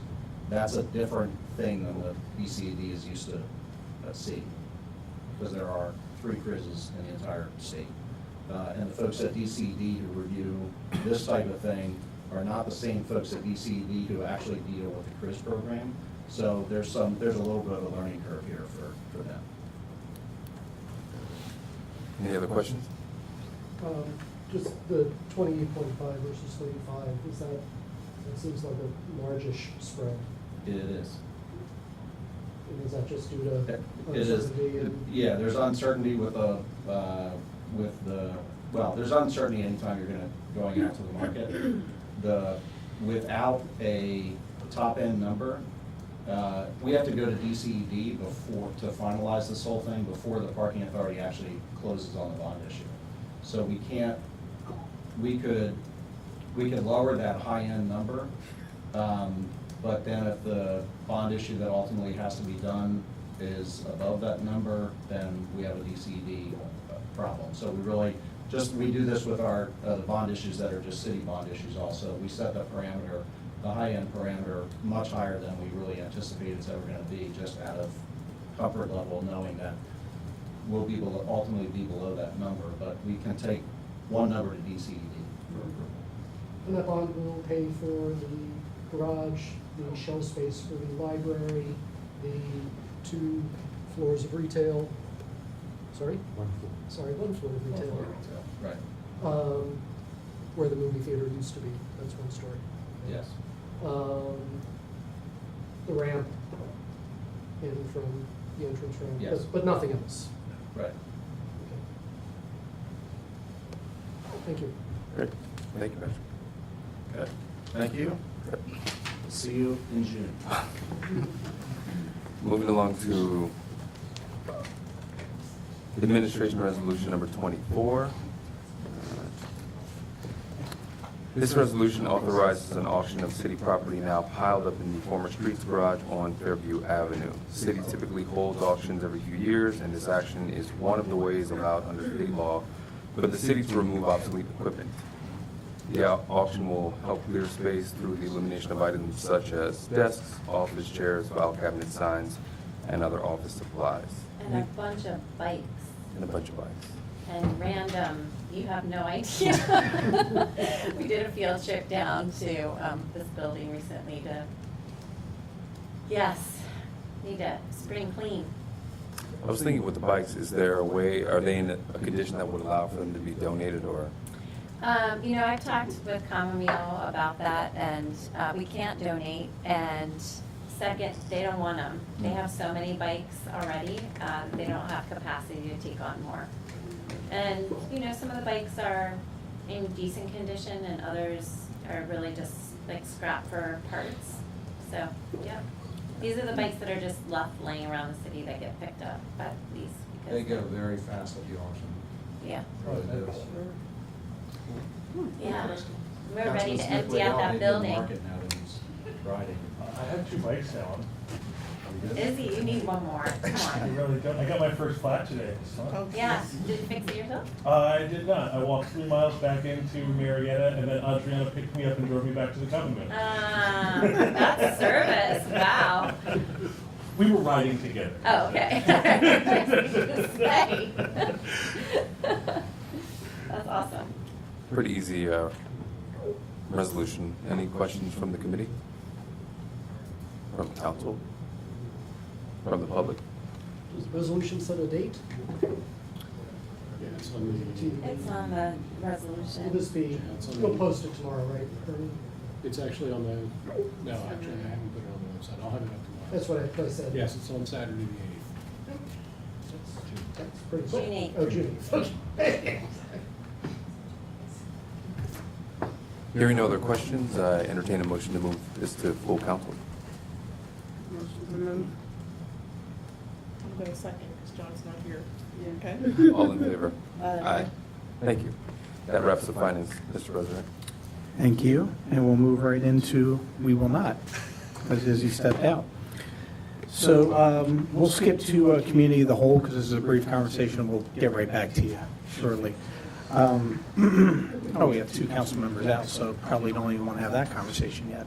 So how about we just take a brief pause and just watch for them to walk in uncomfortably? Hey, Izzy, just waiting for you to start your committee back up. So we're going to wait for John too, but Izzy, it's all yours.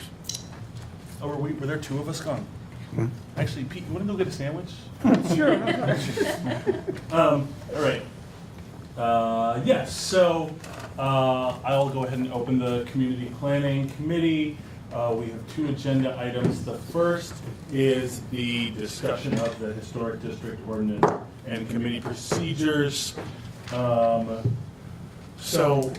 Given that at least since my time on council, we've had a few really high-profile applications for certificates of appropriateness for demolition come before the Historical Commission and before council.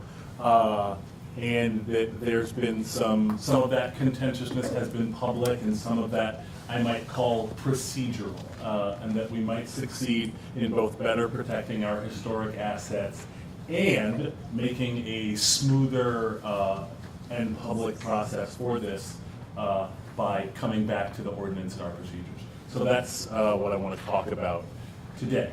And so to that end, John, Pete, we have both Randy and Suzanne present. Is there a specific place you wanted to kick off the conversation, Randy? Since most of the conversation has been not necessarily entirely about process, but about documentation. Right. I think maybe the first part of the conversation could be with council of the type of documentation they would want to see that differently than what is currently spelled out in the ordinance. So I think council received some information from Linda Alici about the type of documentation we should seek for the warehouse that was scheduled for demolition on New Holland Avenue and Plum Street. That is a more detailed documentation than is in the ordinance. It's similar, but it's not exactly the same. And I think they pulled most of the detail that they were looking for from the Secretary of the State Interior guidelines for architectural and engineering documentation. So I think if we could have kind of that conversation, and what type of building is that necessary for? I did a little bit of research just for council over 2017 and 2018 in both the HARB and the Heritage Conservation District, the Historical Commission. In the HARB over those 2 years, we had one demolition request of a building, and that was eventually withdrawn by the owner. In the Heritage Conservation District, we had 10 over 2 years. My own interpretation was 3 of those would be considered historically significant. Like one was a series of garages, not the type of CM urban design garages, but stick-built garages on New Dorward Street. So it's not something we see every day and every month, but this concept of for every building or just for certain buildings, as an example, that Suzanne could determine that it's of historical significance to the district. I might use the warehouse on 227 North Prince Street as an example of that, where it was part of a complex. So, gentlemen, I know we've had some discussion, and I believe, John, you had a proposal for this specifically in relation to what you would have liked to see had 221, 227 North Prince been demolished, am I remembering that correctly, as a possible amendment to a motion? Wasn't that the previous one? Yeah, that was in New Holland Avenue. It was in New Holland Avenue, thank you. And that motion was approved Yeah. to require the more extensive documentation. And that documentation, is that posted anywhere on the site, on the website? It is not today. I'm trying to remember where that is now. It was documentation that was presented to you by Linda Alici. And she gave you a much longer document, but we pulled that specific documentation out of that, and it comes from the Secretary of the Interior standards. So, I guess No, I guess the- In the minutes from that meeting. So, Yeah, that's let where it me is. ask this, gentlemen. The listing is in the minutes, yes. Yeah, that's And- what, Right. I think the point that Randy was making, that maybe the first thing we ought to dispense with is, do we recognize a distinction between types of historic properties? I live in a 1922 Armstrong cloner at the moment, right? Like, it's an older property, and but it's not, like, its architecture it's just a house. There's nothing special or standout about its architecture. Do we, as a committee, recognize a difference between those properties and, say, 221, 227 North Prince Street? And is that something we'd like to get really very detailed about, or sort of give a general direction to the historical preservation specialist right now, Suzanne, and empower that person, so Suzanne and whoever succeeds her, to sort of make that decision on a case-by-case basis, with the knowledge that the historical commission and/or council could go back and say, okay, we see that you, the specialist, has made this decision, but actually, we would like a higher level of documentation for said property. And this is only in the instance in which the property is going to be demolished. This Yes. discussion is the proposal for demolition. so how is a property determined to be significantly historic? I think that's the question. Or just old, Well, you know, like Izzy was saying. exactly. As of now, it's my judgment call, based on the research that I do, and based on its age, its historical, well, its architectural style or significance, and then its present condition, and to a degree it's been altered through reuse. Is that subject to interpretation by someone 20 years from now?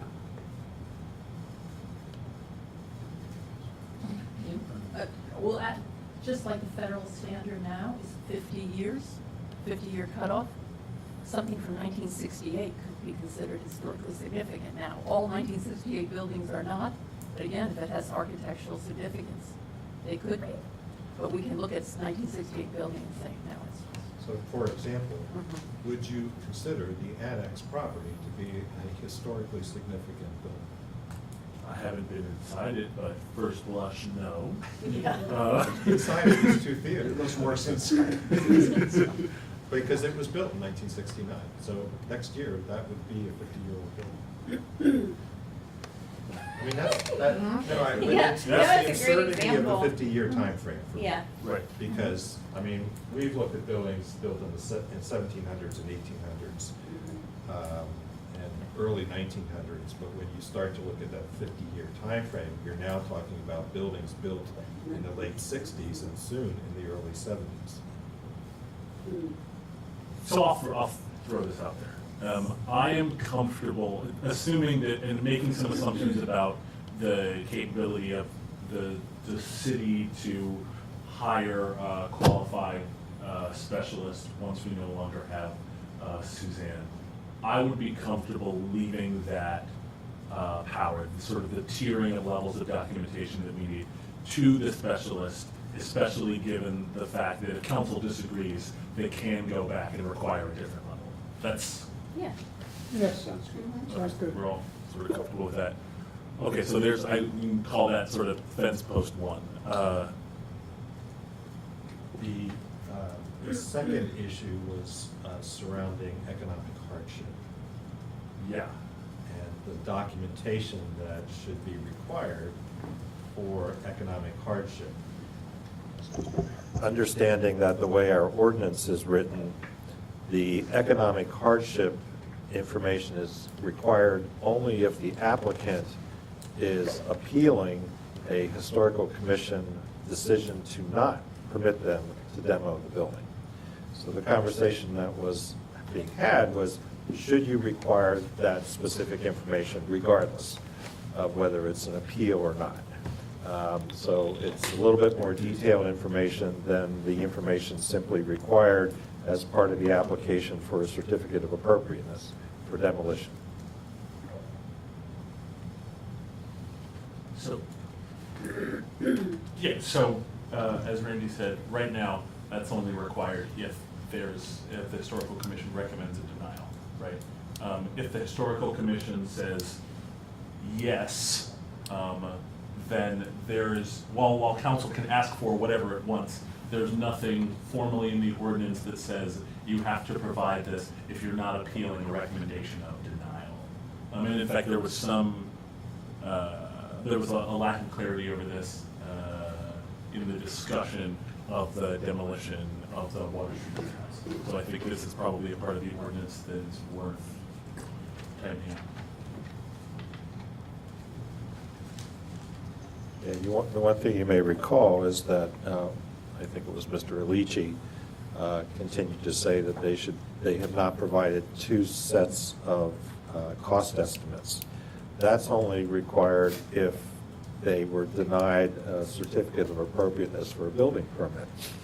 So you just have to be careful about how we're looking at those specifics. Is that right? Am I right about that? So if I understand, the language is not clear right now on economic hardship. No, I think it's clear. I think there are those who do not believe it's sufficient. I agree. They have to claim the economic hardship. So, That's a threshold, I mean, that's a first threshold. The applicant has to be denied in one, and then they have to claim an economic hardship. then they have to meet those higher standards. So, let me use an example that's just an example.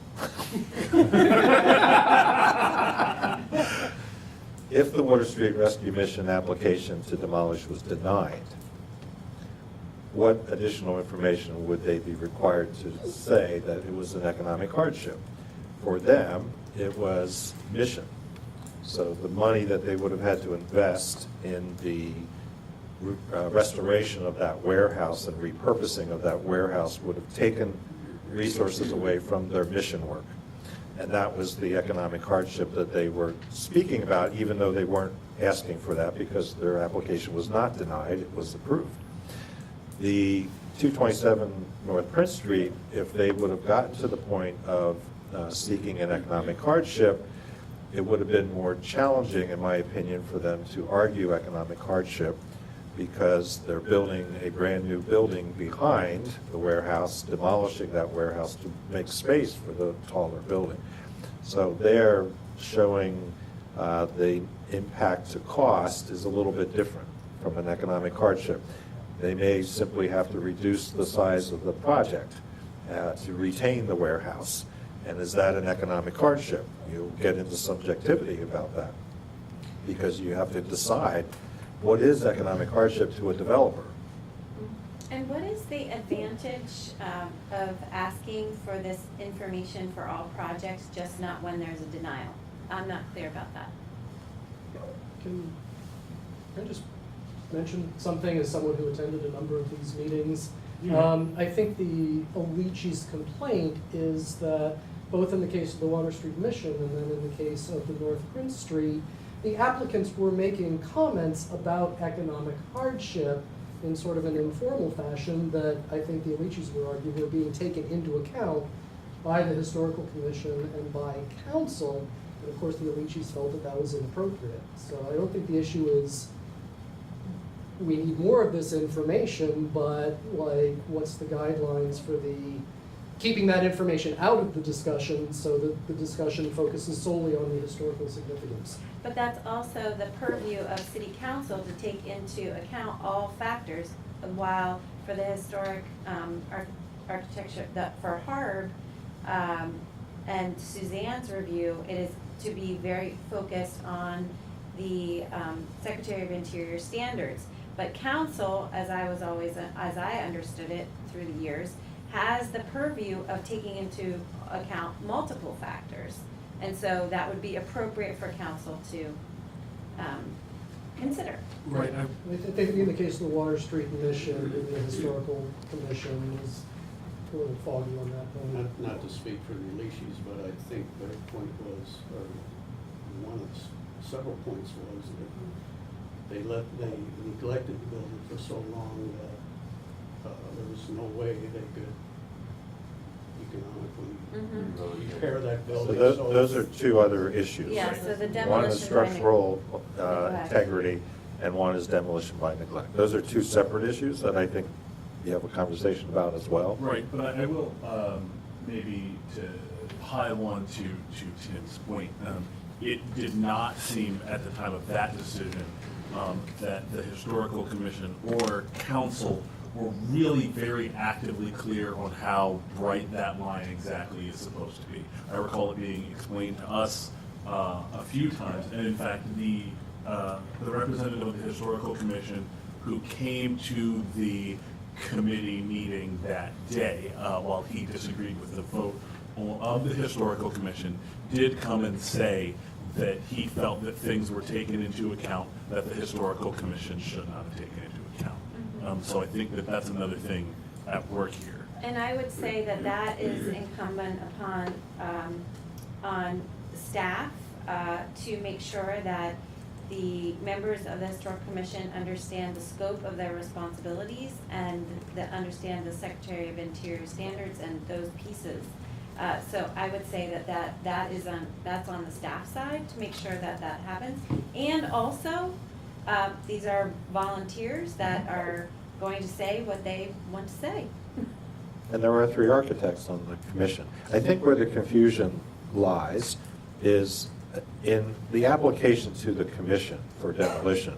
they are required to provide an explanation why rehab, reuse, plan alteration, stabilization, etc. is not feasible or desirable, including financial feasibility and a minimum of 2 current fair market value cost estimates of alternatives, if appropriate.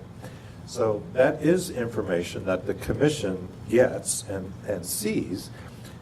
That's different than an economic hardship defined by the ordinance. And the economic hardship is only under the purview of city council, not under the purview of the commission. So the commission sees that information and may consider it, but the economic hardship piece is only under the purview of council. James and John and Pete, I think you might recall the windows discussion. Yes. Yes, of economic hardship, which was a owner-occupied property, and we got into that conversation. As council, not as the commission.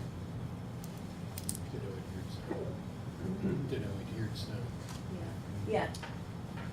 So, I mean, a minor tweak that you could make is to kind of change that H in the application for the certificate of appropriateness to indicate the economic hardship to the developer to retain the building.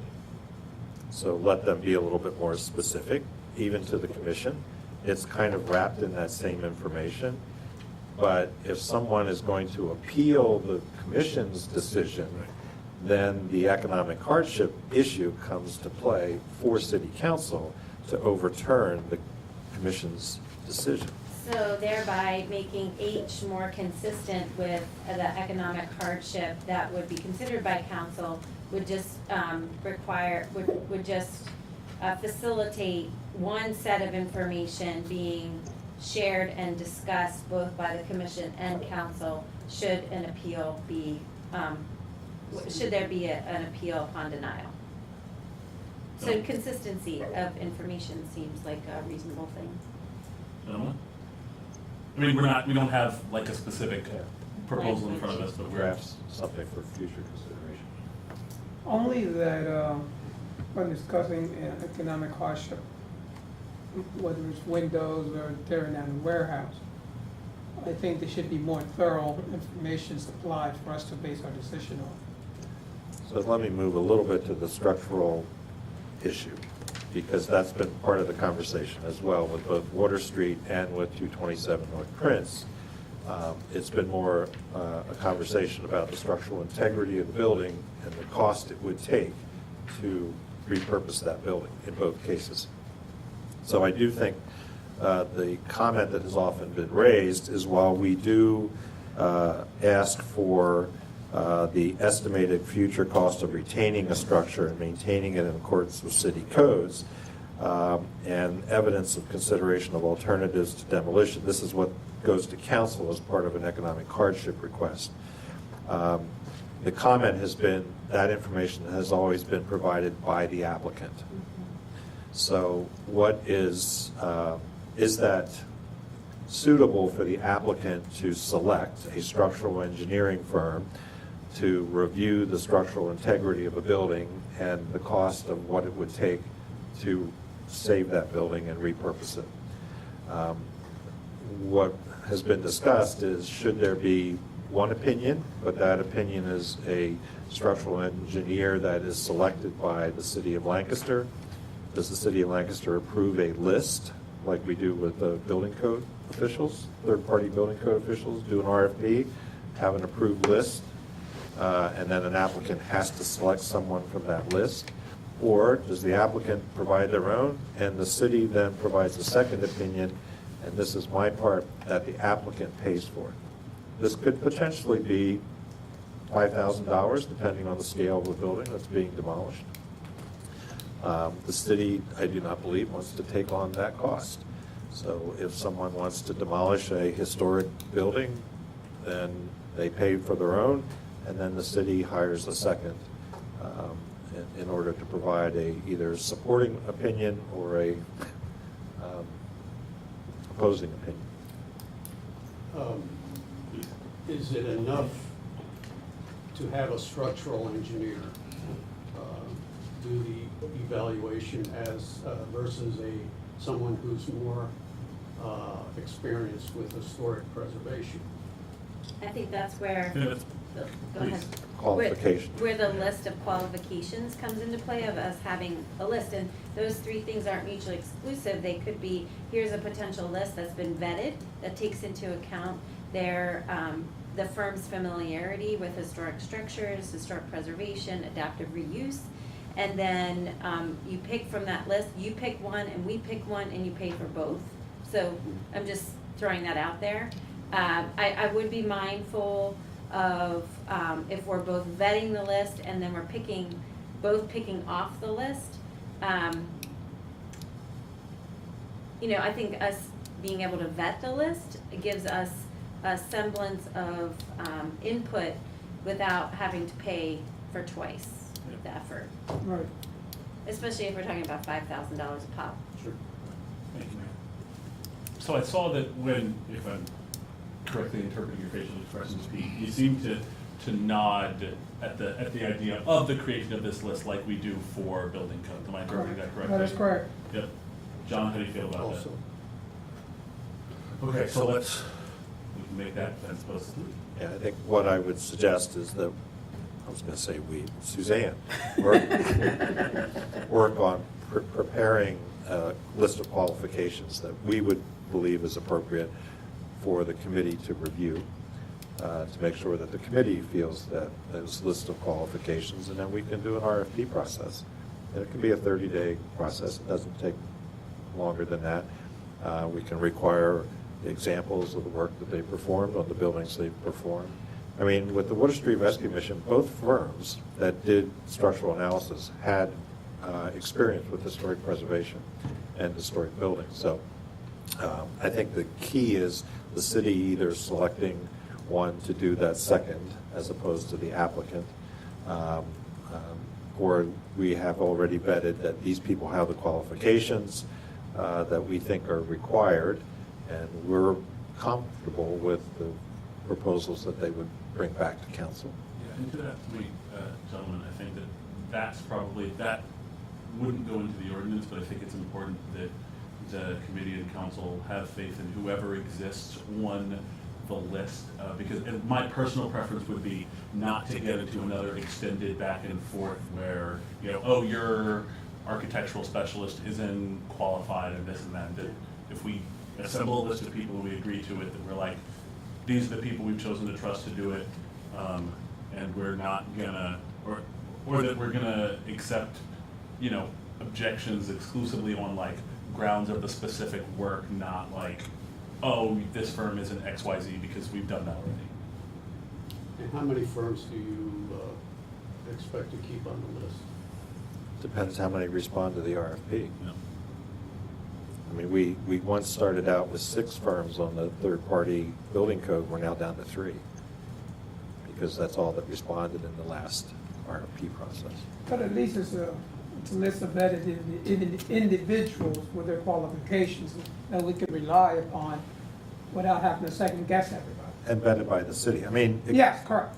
could be vetted in, at least in a conversation with the historical commission. I mean, I don't know if they feel qualified to do that, but it's being vetted by the city, not by an applicant to prepare that list.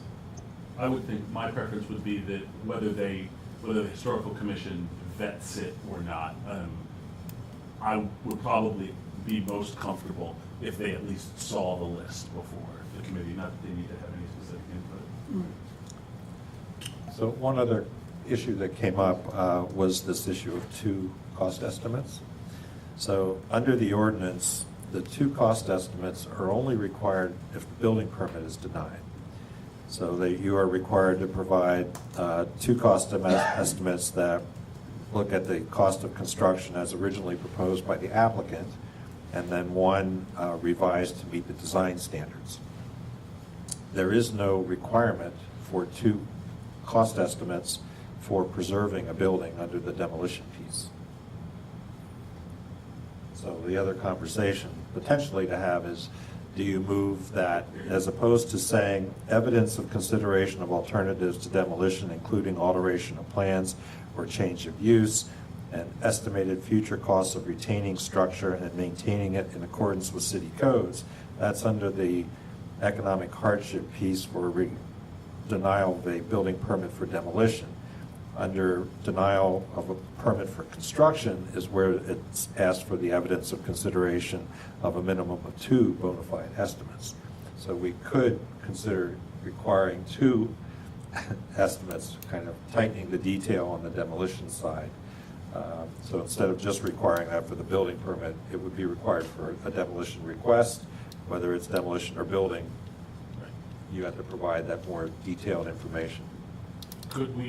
Is this a place where that same sort of discretion about historical significance might come into play, so as not add additional hardship to, say, like if it's an individual property, something small that an individual owner owns, again, I think there's a question of how much we're going to send them out to get, or how much we're going to ask them to pay, right, to spend. But with large buildings, very significant buildings, large developers, I'm more comfortable with saying, but we do have to come up with some way to distinguish between those two if we choose to do so. We could use, say, square footage, acreage, or we could also use historical significance, but we should pick. I would lean towards historical significance. So would I. As opposed to size. Okay. So can we, just as previously discussed, leaving that decision to the historic preservation specialist, can we proceed as such? Now, one thing on my list, there was some, hold on, I think I have terrible handwriting, I can't even read it, that we should consider the question of the timeframe for a committee to make a our committee to make the recommendation to council. So the current ordinance could be interpreted to say that as long as it comes to committee and the committee doesn't make a recommendation, the 60-day clock of council never starts. So it could go on beyond. But it's also worded in such a way that it would imply that you can go to one committee meeting, but at the next committee meeting, the committee has to make a recommendation to council.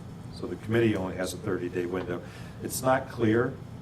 My suggestion is that it become more clear so that there's clearly a timetable for the committee to also act. So then the 60-day time clock for the council acting makes more sense. So today, if you met on 227 North Prince Street, but wanted more information, that would be fine.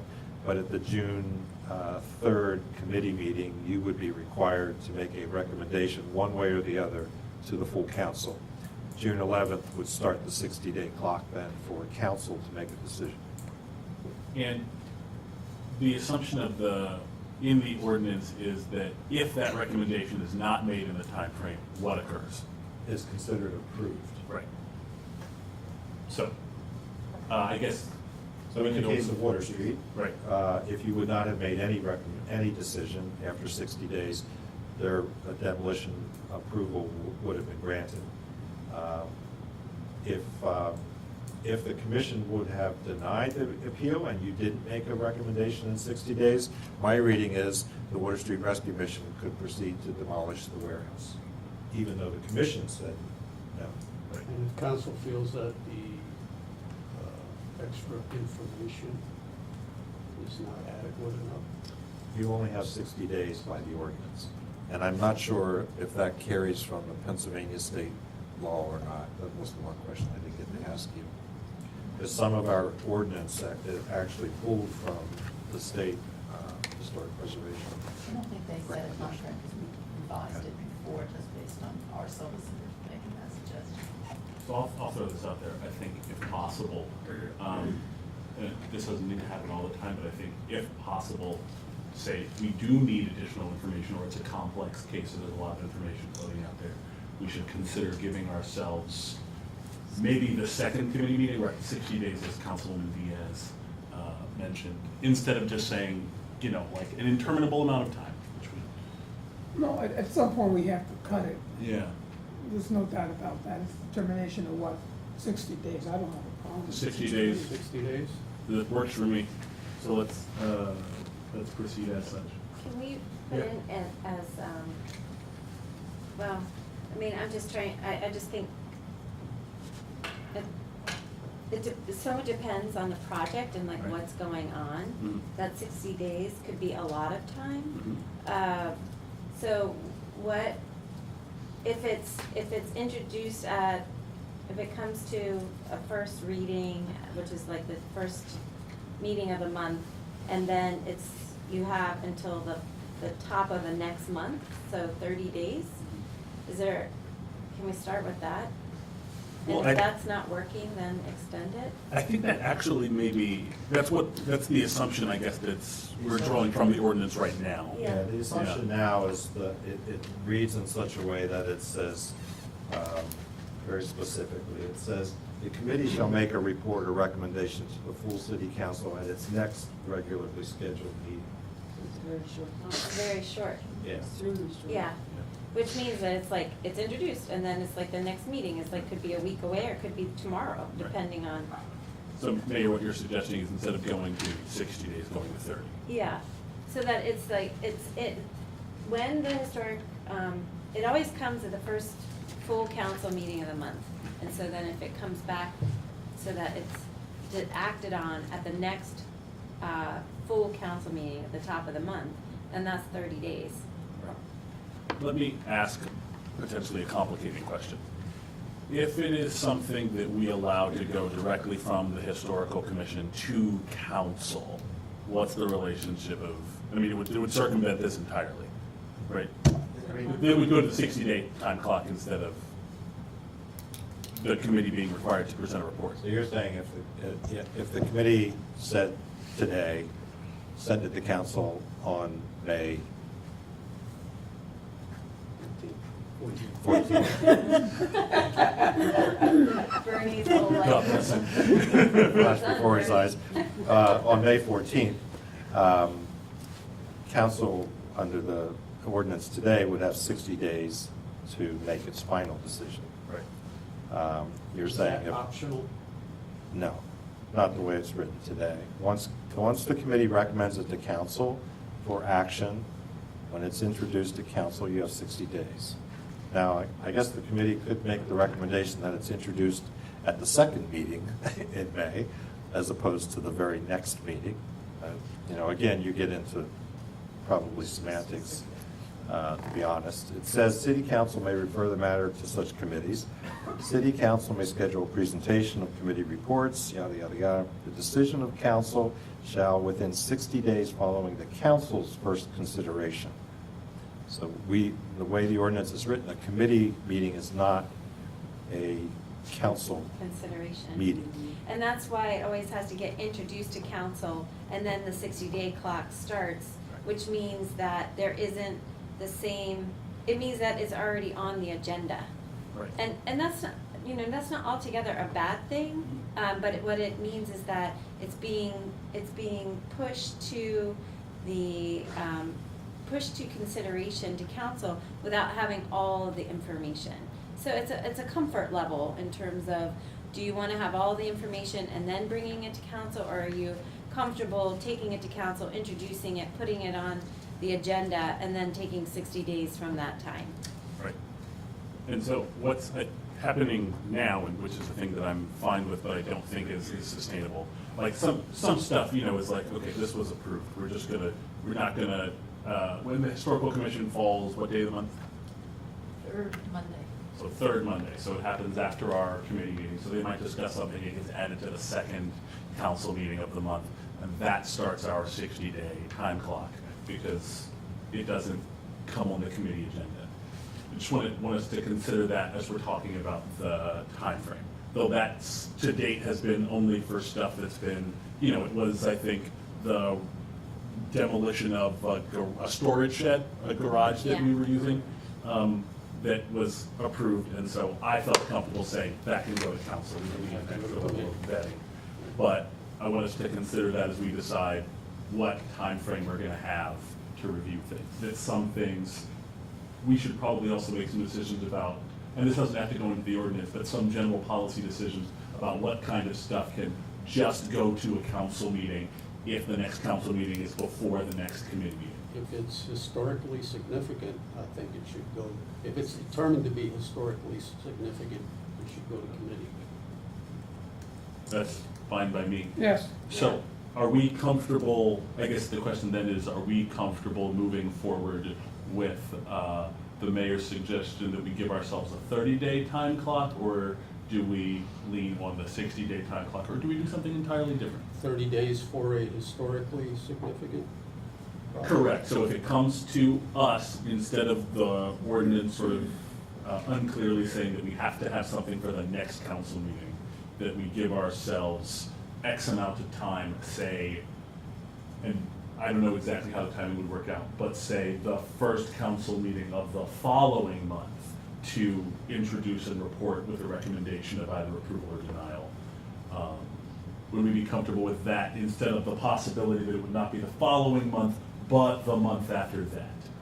And I think the concern that the mayor was raising is that that's a lot of time. Yeah, because then it That turns is a into lot 3 of months. time. Yeah. Especially for certain projects. And then, right, so somebody could be, if somebody had a project that they brought to the historical commission in May, then they're talking about actually making it happen, moving in August, September. And I assume that's not the kind of timeline we want in between these things, so. Just from a customer service perspective, Yeah. just whether we agree or disagree with the decision, but just giving a decision Yeah.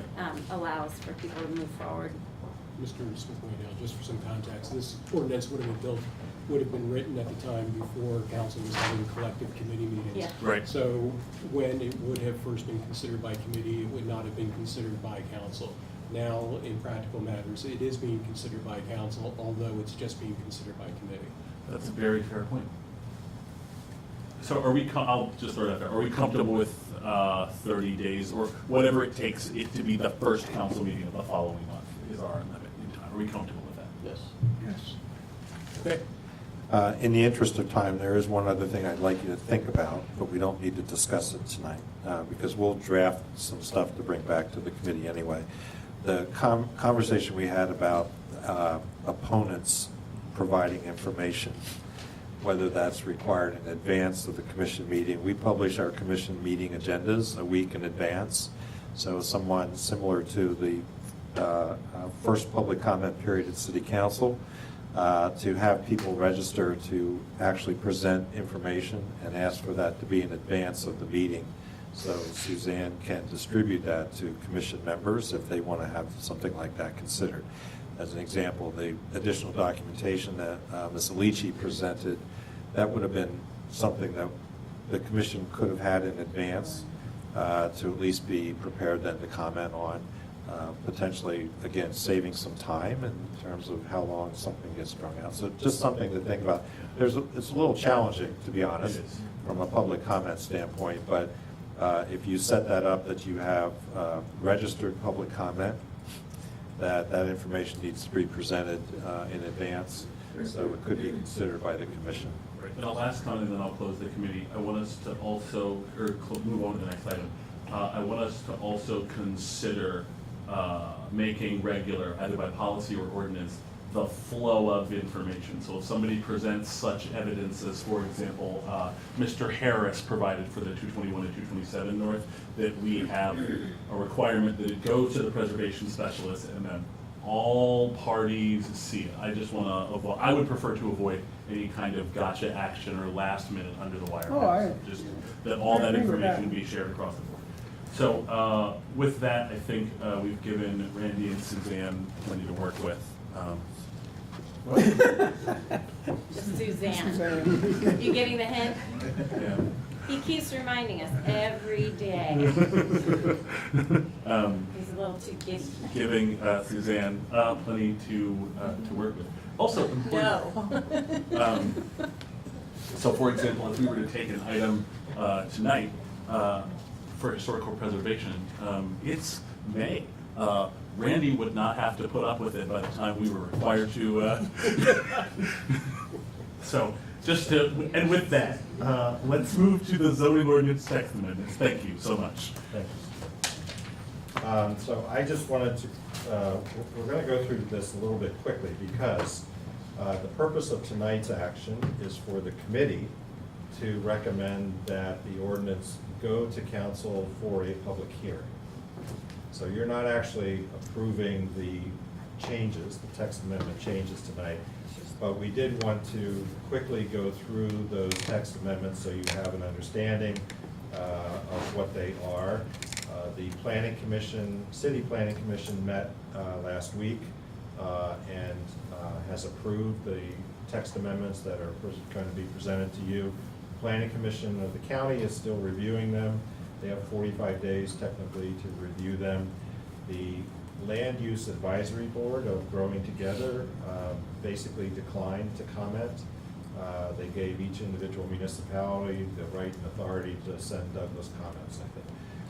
So they were not going to have a scheduled meeting, although we do have that on the calendar that we had sent to you. So this is that actual opportunity for the committee to give us authorization to schedule the public meeting so we can do the advertisements that are required. With that, I'm going to ask Douglas, because he's become the specialist on this, to just quickly run through the changes that we're talking about, with the understanding that as the city does its comprehensive plan update or new comprehensive plan, there will likely be a more comprehensive zoning ordinance amendment that is a result of that comprehensive planning process. So I say that because short-term rentals is a hot topic right now. We do not have any significant text amendment changes except related to a parking space in these particular amendments. But my guess is when we get to the comprehensive planning process, that will be a conversation. And there will likely be additional text amendment or zoning amendments that will be done as a result of that. But I think it's important to have that community conversation for something like that, as opposed to us creating something at the present time and moving it forward. Douglas? So I'll walk you through the ordinance as it's presented currently. I want to let you know that there have been two minor corrections to the draft that you received, so I can point those out to you. And let me back and just say good evening, council, and thank you for having me. Good evening, Mayor. Pleasure to be here in my new capacity as senior planner. So in section 1 of the ordinance, as presented, we have a very simple amendment to just edit the campus overlay district to be referring to the correct sign ordinance, because that was a new regulation. So I'm just going to keep going until you guys have questions. So in section 2 of the ordinance, we're addressing a couple matters here. This amendment tries to allow for accessory dwelling units to be more easily created in the city. The accessory dwelling units. So let me explain that. So think of a common linear lot in Lancaster where you have a row home up front, and in the back of the lot there might be an alley and there's a carriage house back there.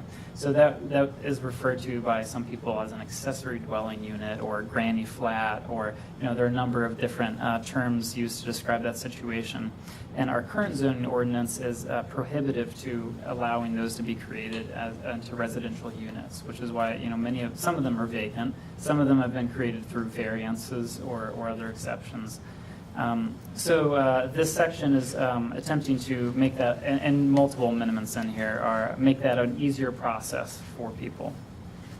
So for instance, in the first section being amended, 300-28, we are allowing for more than one principal building on a single lot. This actually does exist in the ordinance right now, but it is requiring that the entire lot be by unit of the building rather than by the number of buildings or by the entire lot itself. So for instance, the new amendment is basically allowing for multiple buildings on a lot regardless of the number of buildings. So we're looking at the lot size here. So this actually corresponds to another amendment later on, which is why it's a little bit hard to see just by itself here. But Is this new construction? this is also for existing buildings. It would actually be either way. Yep, so you could Attached allow. garage, the upstairs is living quarters, that would be included. Well, a garage wouldn't necessarily be considered a principal building, but if someone wanted to put a small residential unit at the back of their yard, it would qualify, it'd be under this. So essentially, we're allowing multiple buildings on a lot, and we have a maximum lot size or minimum lot size set, and it's no longer attached to the number of buildings on the lot. So for instance, you might say that you need 3,000 square feet per building on the lot, and then that makes it impossible to convert the back building to a residential unit. So that's the, and we're also allowing for some lenience on setbacks. So if you have that existing building back there and you want to turn it into a residential unit, the setbacks are basically grandfathered in as this amendment is proposed. Any questions on that? We'll have another opportunity to talk a bit more about that. So B, here we are, for the first time, proposing some zoning regulations for riparian buffers. So these are areas of trees and vegetation along the Conestoga River within the city, where we might want to make sure that that vegetation is preserved in order to promote better surface water quality, better wildlife habitat, et cetera. This is really part of the city's overall green infrastructure efforts. So here we're doing that by floodplain. So the 100-year floodplain, you cannot remove any riparian buffer from that unless it's in strict compliance with some best practices. We're citing PADEPs and the USDA's most recently published document for riparian buffer. So for instance, exotic species that might be growing there, invasives that we might want to remove. We don't want to prohibit people from removing invasives from along the river, but we also don't want them to be cutting down valuable trees that are serving the river's health. In the 500-year floodplain, you can remove up to 20% without having to get a permit from the city's floodplain administrator. The only addition that we've made here is in D, with the use of fertilizers, pesticides, herbicides. The Planning Commission agreed to permit that as approved by the city's floodplain administrator, because herbicides are a best management practice promoted by many people in riparian buffer management, including the Stroud Water Research Center. So we want to allow some flexibility for that to be used. This does affect some residential properties in the Conestoga Gardens area, but otherwise many of the riparian buffers that exist right now are in parks and open space or in cemeteries for the most part. Any questions about that section? Okay. Explain that. So riparian buffer definition is being added. Moving on to section 3. This is addressing some bike parking specifically. We'll start there. So at the moment, the central business districts don't require any vehicle parking, and bicycle parking is tied to vehicle parking. So by way of that, we're exempting people from providing any bike parking downtown, which is perhaps the place that we need it the most. So this amendment is proposing that bicycle parking be required in all districts, including CB and CB1. And it goes on to provide some criteria for the bike parking spaces. So in the table, we have non-residential uses over 2,000 square feet must provide a bike parking space for every 10,000 square feet. So to put this into context for you, I'll give you some examples that you're familiar with to give you a sense of the scale that we're looking at. So TELUS 360 is about 36,000 square feet. They would be required by this ordinance, if they were to just come online under this ordinance, 4 parking spaces. So this was also vetted by the DID to get their input on this. They thought that these were reasonable numbers. Many of these businesses are already installing bike parking, as TELUS has, but the effort here is really to make sure that it's a part of the conversation and that it's being considered. Go on. Okay, so there's also separate guidelines for multifamily, 1 per 5 dwelling units. I'll give you another example for some scale. Liberty North on North Charlotte Street, 50 units total, or 49 to be exact. They would be required to put in 5 bicycle parking spaces. I believe they already provide indoor bike parking for many more than 10 currently. A couple other examples, the Keppel building would have been required to install 8 parking spaces. Let me ask this, Mr. Smith. Is there any, do we need to take into consideration the orientation of said bicycle parking spaces? When I think of some places where there have been, or bicycle parking facilities, racks or some such setup, they exist on the sidewalk in such a way that many times your bicycle is, if you lock your bicycle to it, it extends out into the sidewalk, thus blocking the public right of way, at least in part. And like an individual could circumnavigate it, but if you were pushing a stroller or some such, moving in a wheelchair, pushing a grocery cart, you would have a challenge there. Yes, definitely. So the Department of Public Works has a draft of guidelines that they want to be used for citing bicycle parking spaces, which is referenced in this proposed ordinance. And we are saying that anything in the right-of-way must be approved by the city engineer before it can be permitted. But these bicycle parking guidelines can also be satisfied on lot and inside the building as well. So for instance, a multifamily, it might be very convenient to have, a space inside the building that is going to be safe and secure. So there are multiple options. I think that will help address that issue that you're bringing up. And I'll definitely make sure that the Public Works guidelines, includes that and addresses it satisfactorily. Yeah. I just wanted to make one comment to the distinction that the zoning ordinance is about the use. It is not about design and things like that. So that's why it makes reference to the Public Works design standards, but they're not included in the zoning ordinance. So the zoning ordinance establishes the use requirement for bicycle parking, but not some of those other details.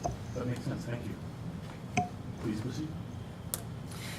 So there's one more section of the table, and this is for parking garages. And I want to be clear, this is for parking that is not accessory to an on-site principal use. So for instance, Prince Street parking garage is the primary use of that lot.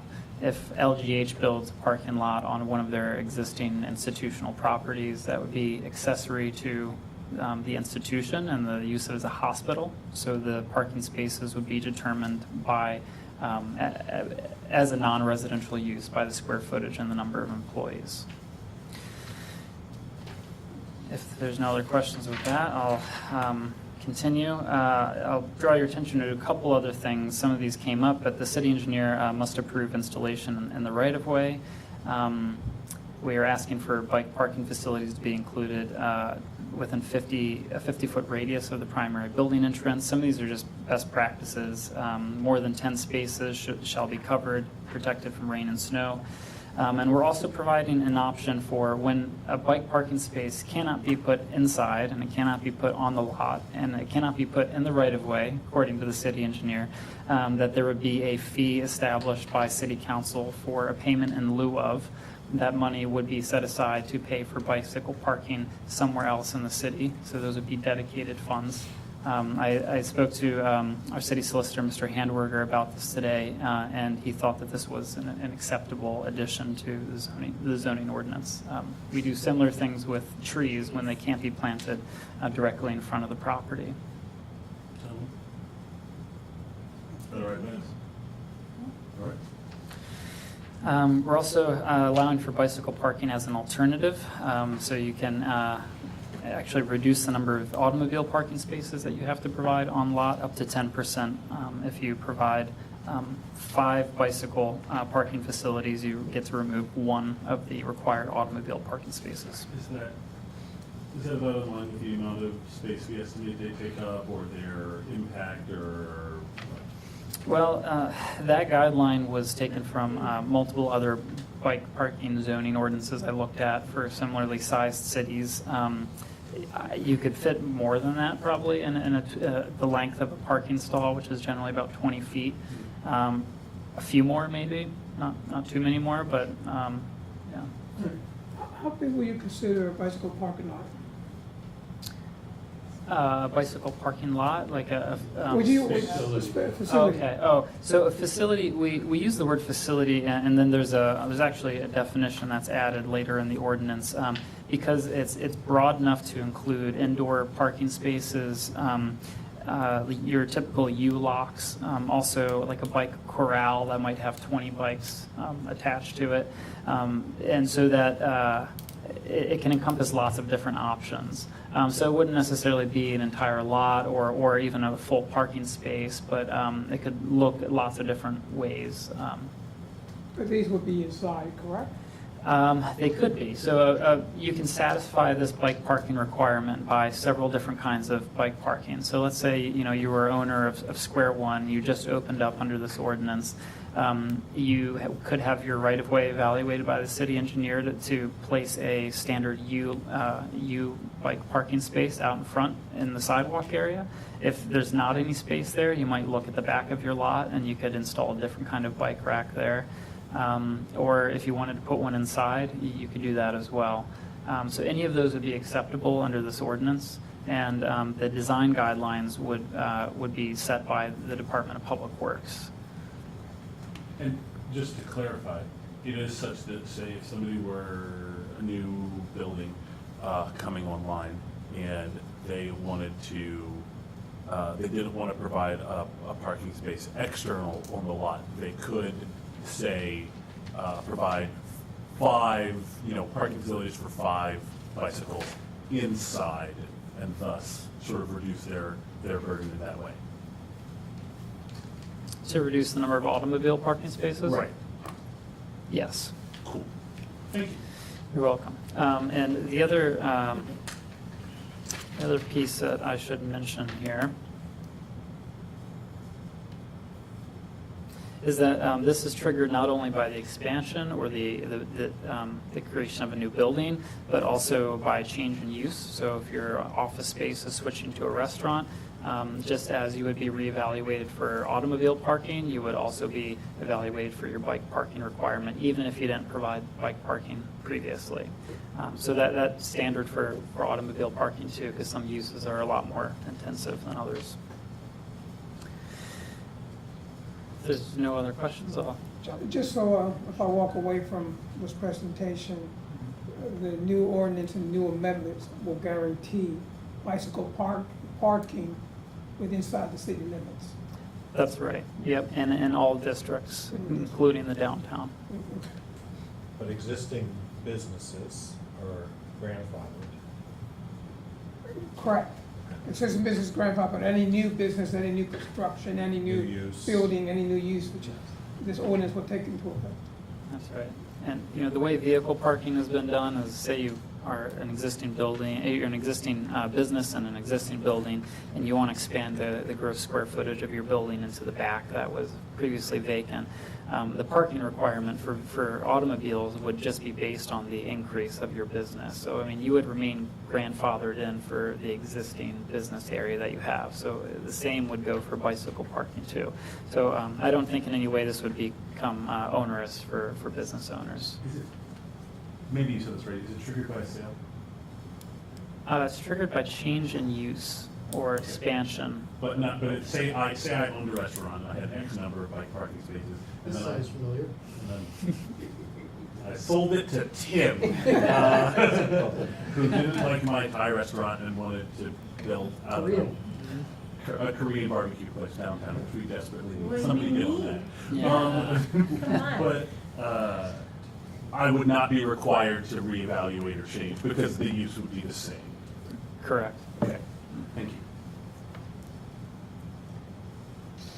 It could be interpreted differently though. I'll look forward to the Korean restaurant. That sounds great. As long as he's not cooking. So in the next section, the bottom of page 5, this is actually to address the materials that are permitted for alleyways, and this was worked on with the Stormwater Bureau. And the addition here is really in the section where it says that the right-of-way must be improved with surface materials capable of supporting the weight of vehicles, excluding stone or gravel, except that existing stoned rights-of-way that are mud-free and otherwise permanently passable may continue. So we don't want to allow the expansion of stoned or gravel right-of-ways because they decrease our water quality and they become a burden for our stormwater system, our sewer system. So here we're trying to allow them to remain if they're in good condition and otherwise not be increased. Moving on, the next amendment here is for parking facilities. This is allowing for, this is actually an existing part of our code for, allows the reduction of residential parking. I'm sorry, what section? This is yep, at the top of page 6. So if you do a parking study, you can get relief from some residential parking that you're required to have. This is just extending that to second residential unit. We talked about before where we're allowing another principal building. So now we're adding, or for lots with an existing single-family dwelling where a second residential unit is proposed. So we want to allow some flexibility for those additional units that come in. Parking is typically a requirement that can prohibit the addition of residential units, and so here we're allowing for the same flexibility given to other residential units according to some very stringent standards. This is not provided easily. You have to go through many different criteria in order to get relief from your parking here. Section 4. We're adding several definitions. We're actually slightly amending the definition of apartment dwelling. We are adding bicycle parking facility to our definitions, and we're also we're actually removing the hours of operation from grocery and general store, and we're putting them elsewhere in the ordinance, which I can point out to you later on here. In section 5.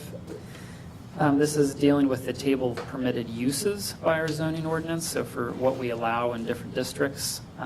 And this is, again, an effort to allow for additional units to be built in our city or converted from existing buildings. So in the table, we have two-family dwellings and multifamily dwellings, and this is under conversion of an existing building. So the minimum square footage used to be 3,000 gross square feet for both multifamily and for two-family. So this would be quite a sizable house. You have to have a very, very large single-family home essentially that you want to convert into multifamily or two-family. Here we want to lower that threshold to a 2,000 square foot house. I'm sorry, it's actually previously 3,500 square feet. And this will allow for conversion of more buildings to apartment units, to two-family dwellings. The same for multifamily dwellings. It was a minimum of 3,500 square feet, and now we're reducing it to 2,500 gross square feet.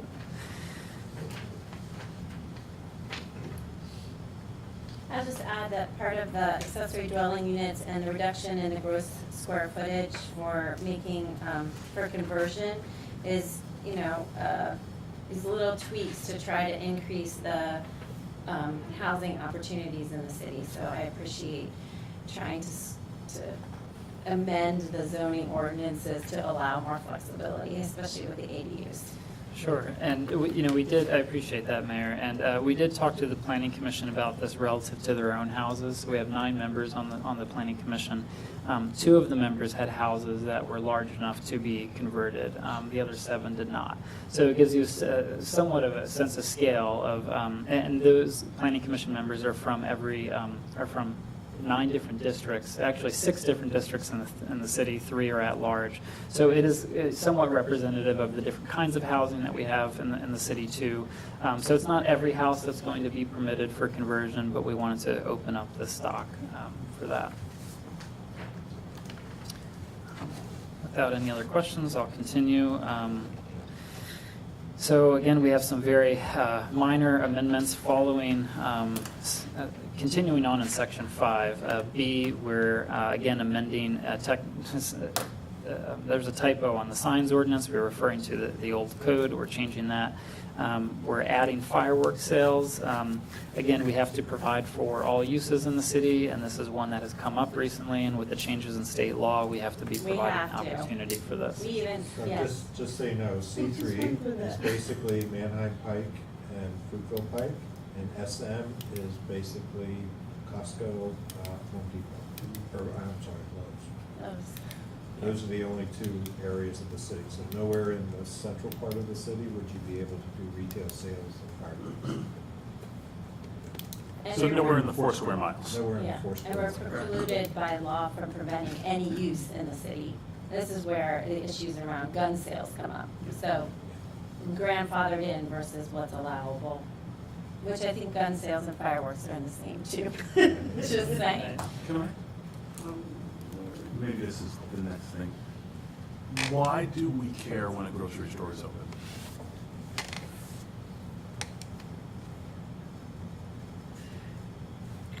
So, Just I don't a genuine question, I'm just reading. I don't have an answer for that, other than traffic and so delivery noise. Yeah, I don't think we have, I'm not saying we have great demand for a 24-hour grocery in the city limits, but I'm just wondering why we're, yeah. So this garnered some discussion with the Planning Commission. A couple of members said, I would not want a late night grocery open in my neighborhood or near where I live. Now, grocery stores are relegated to certain districts in the city. There were certainly a couple of Planning Commission members who were also advocating for the allowance of 24-hour grocery stores. If someone thought that was a viable business idea, then they should be permitted to do that in certain areas of the city. So that was the nature of the discussion with the Planning Commission. I think that this was here previously because we're not adding these times, we're just moving their location within the zoning ordinance. These were set previously by planners to try to give some consideration to the character of the neighborhood and not wanting too many late night establishments open. Could you define grocery store as opposed to something like 7-Eleven? Yes, I can. Yeah, I used to live, Yeah, a grocery store is actually defined as a retail establishment selling food products, including prepared food items and other miscellaneous merchandise not exceeding 50% of the gross floor area, which is open for business 16 or fewer hours per day. That's the current definition. The only piece that we removed from that definition was the between the hours of 5 a.m. and 11 p.m. And it's now a footnote in the use table as opposed to a part of the definition. And I'll also add that there's another category for food sales here, and that's supermarket, and that's a much larger, retail establishment, 10,000 square feet in floor area. So we have sort of 2 different, categories for a grocery store here, and this would be the smaller of those 2. So it wouldn't be like a bodega or Meats? Would not be a corner store, no. Yeah. So thinking of like Seatown as one example, Bravo. Not sure offhand how Lemon Street Market is categorized, but Thank you. Continuing on, E, there's an amendment to the vending cart regulation here, and that's only to allow for mobile food trucks. So previously that was not included in this definition. So they shall not be placed in the right-of-way except for mobile food trucks as permitted by Chapter 240. Moving on from that,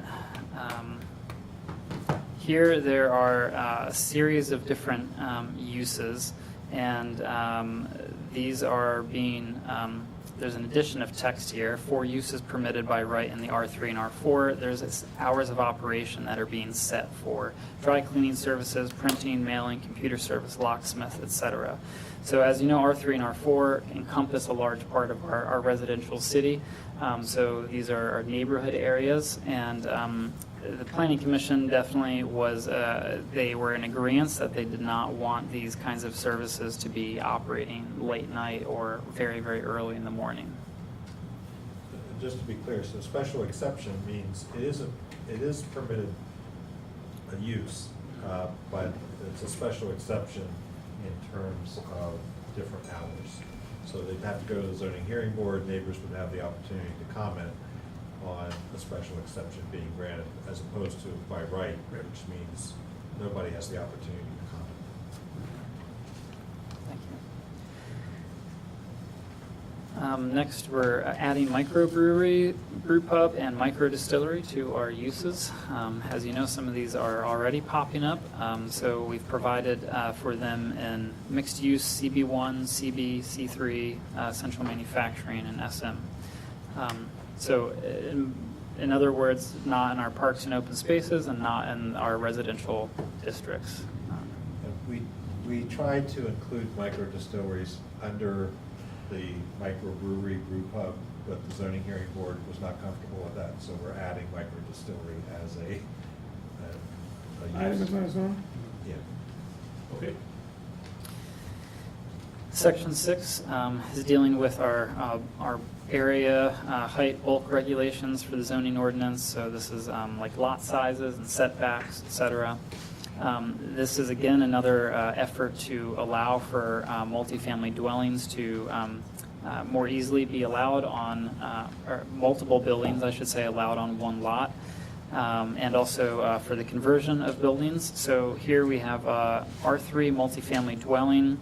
Previously, it was required that the lot minimum be 1,500 square feet per unit. So if you had a 10-unit building, you'd be looking at a 15,000 square foot lot minimum, which is rare in dense residential area.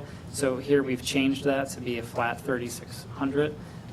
Allowing for more units on a building and on a smaller lot, making it easier to convert your building without this interfering. The same goes for R4 multifamily dwellings. We have eliminated the 1,000 square feet lot minimum per unit, and we're instead proposing 3,600. And then over 3 stories, 6,300. The E is the footnote that requires square feet per unit. I've looked at some lots in the city to see whether this felt reasonable or not. I think it's actually quite reasonable. I mean, just to give you a sense of scale, if you're familiar with the Kappa Sig house on Charlotte and Walnut, that lot is somewhere around like 11 or 12,000 square feet. It's about a quarter of an acre. And that building itself is close to 4,000 square feet. So that would be a building that could be converted into a multifamily dwelling, for instance. Okay, moving on. On B, we're again exempting existing structures from their setbacks and other bulk regulations. This is again to permit multiple buildings on a lot to be used as residential units. And Section 7, the most exciting, these are amendments to our small wireless communications facilities ordinance. Randy's, I think, a lot more well-versed in this than I am. So real briefly, these are amendments that are required to meet notification timelines required by the FCC. So we thought it was important to add these so that the zoning ordinance that we already approved for wireless facilities also meets those FCC requirements in terms of timing. That's the basic purpose of those text amendments. And that's it. And what action are you looking for? So tonight, this is an action by the committee recommending that the ordinance move forward for the public hearing on June 11th of 2019. that motion. And I will second that motion. All in favor? Aye. Wait, I guess I don't know. Does anybody have anything to say? We answered all public's questions. Great, yeah. All right, thank you. Thank you. Thank you. Thank you. Thank you. That, thank everybody for bearing with. That terminates my committee, Mr. President. And just a plug for the Climate Action Plan presentation on Thursday night at 6:30 at the Ware Center. Douglas has been doing double time to get ready for that. While we're plugging it, are there any tickets left? There are some tickets, so assuming that we might have as many as 10% of the people not show up, we increase the tickets a little bit because we were getting such a demand. But I mean, we are nearly sold out for Thursday's event. However, we have reserved some VIP seats, including enough for all the council members. So should you want to take us up on that opportunity, please let the people know at check-in that you're a city council member and we'll have a seat reserved for you. Douglas, how long have you been working on the climate action plan? I think I started this process from its inception to now about 2.5 years ago. Well, thank you. So, Yeah. Yay! But we're already done. That's right. Okay, well, we will quickly go into committee of the whole. There's only one item on the agenda. Proposal for council members to consider to cut out, oh, sorry. No, you're good. Good, okay. Proposal for council members to consider removing the second meeting in July and August of this year as a pilot to see how it works. This is done in several other municipalities around the state simply to free up time for administration staff who have to come to meetings as well as council members to be able to plan vacations and things of that nature over the summer.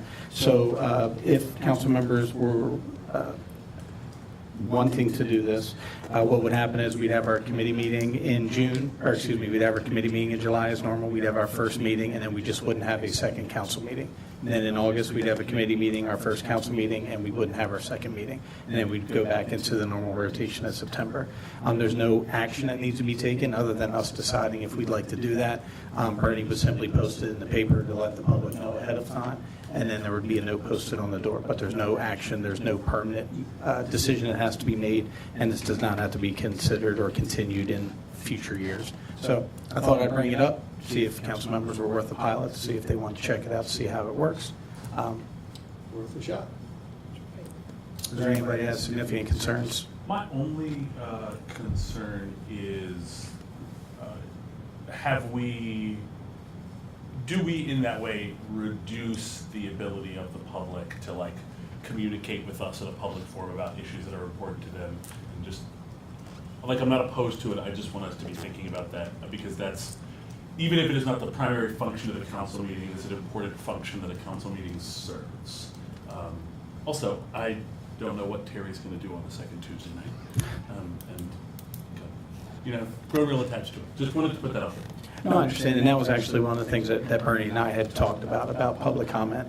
And I think that would, in my opinion, that would be the nature of the pilot, to see how it works. I mean, this would only be really, we're only removing 2 meetings, July and August. So kind of get a sense, is the public feedback that, hey, I really missed an opportunity? Are there issues that come up during that period of time that are like, wow, that would have been nice to be able to talk about it? I think that's why we're thinking of a 2-month window, is just see how it works, and if it doesn't, and again, we don't have to. It was just an idea because some other municipalities have really seemed to do well with it, because it's allowed people to plan accordingly and kind of have a bigger window. And it's just lighter load in the Yeah, summer. it is. Just in general. We tend to have much And less it would legislation. also, I mean, just a look back on the number of calls, I mean, just in general, we don't get many people that call in advance for public comment, and in the summer, it's even fewer. So, just saying. Maybe unless somebody actually, unless the agenda is like very big, you consider making sure that, I mean, because if we have a lot to discuss, and it has to be, you know how it was last week? Sure, no, you're right, and I think you're right, part of the conversation we had was, for example, I was going to suggest June, July, and August, which is usually done in the other municipalities. But because we have so many things coming up in June, it didn't seem feasible. So because it looks like, you know, in the future, if this is something that the future council would like to continue to do, it would be important to take a look at the agendas and look at what legislation is coming and plan accordingly, because you certainly wouldn't want a project not being able to get off the ground, a zoning ordinance not being able to be passed because you delayed it for a month. So it would take a little bit more planning in the future, but we did look into that for these 2 months, and it looks like we're pretty wide open for July and August to be able to do it if we choose to. Okay. So, are we okay with that? If we're okay with that, then, you know what, I'm going to ask for a vote, just an informal vote of us, just so we have an R. So all those in favor of removing the second meeting in July and August of this year, not contingent on anything in the future, simply to pilot it, say aye. Aye. Aye. None opposed? Bernie, you'll take care of the notices, and we'll go from there. Thank you, guys. Last thing, really quick, before Bernie, I think we'll just read the report, the clerk's report, if you're okay, Bernie. I don't mean to. Just wanted to say the governor sent a nice letter saying thank you for a resolution supporting Restore PA. Myself, Councilman Valentine, Councilman Smith-Waydell, Councilwoman Diaz, so far are going to be heading up to Harrisburg next week and representing the city at the press conference to talk about it. So a lot of money for lead, a lot of money for infrastructure, good things. Lead abatement, not for lead. We don't want to use money to buy it. We want to get rid of lead. All right. Motion to adjourn? Clerk's report? Bernie, do you mind just sending it to us in It's been provided to you in writing. Yes. I encourage you to read it. Thank you very much. I think for all involved, all in favor of adjournment? Aye. We are adjourned. Bernie, that was no slight on your report. It was just a slight on humanity for you sitting still for so long.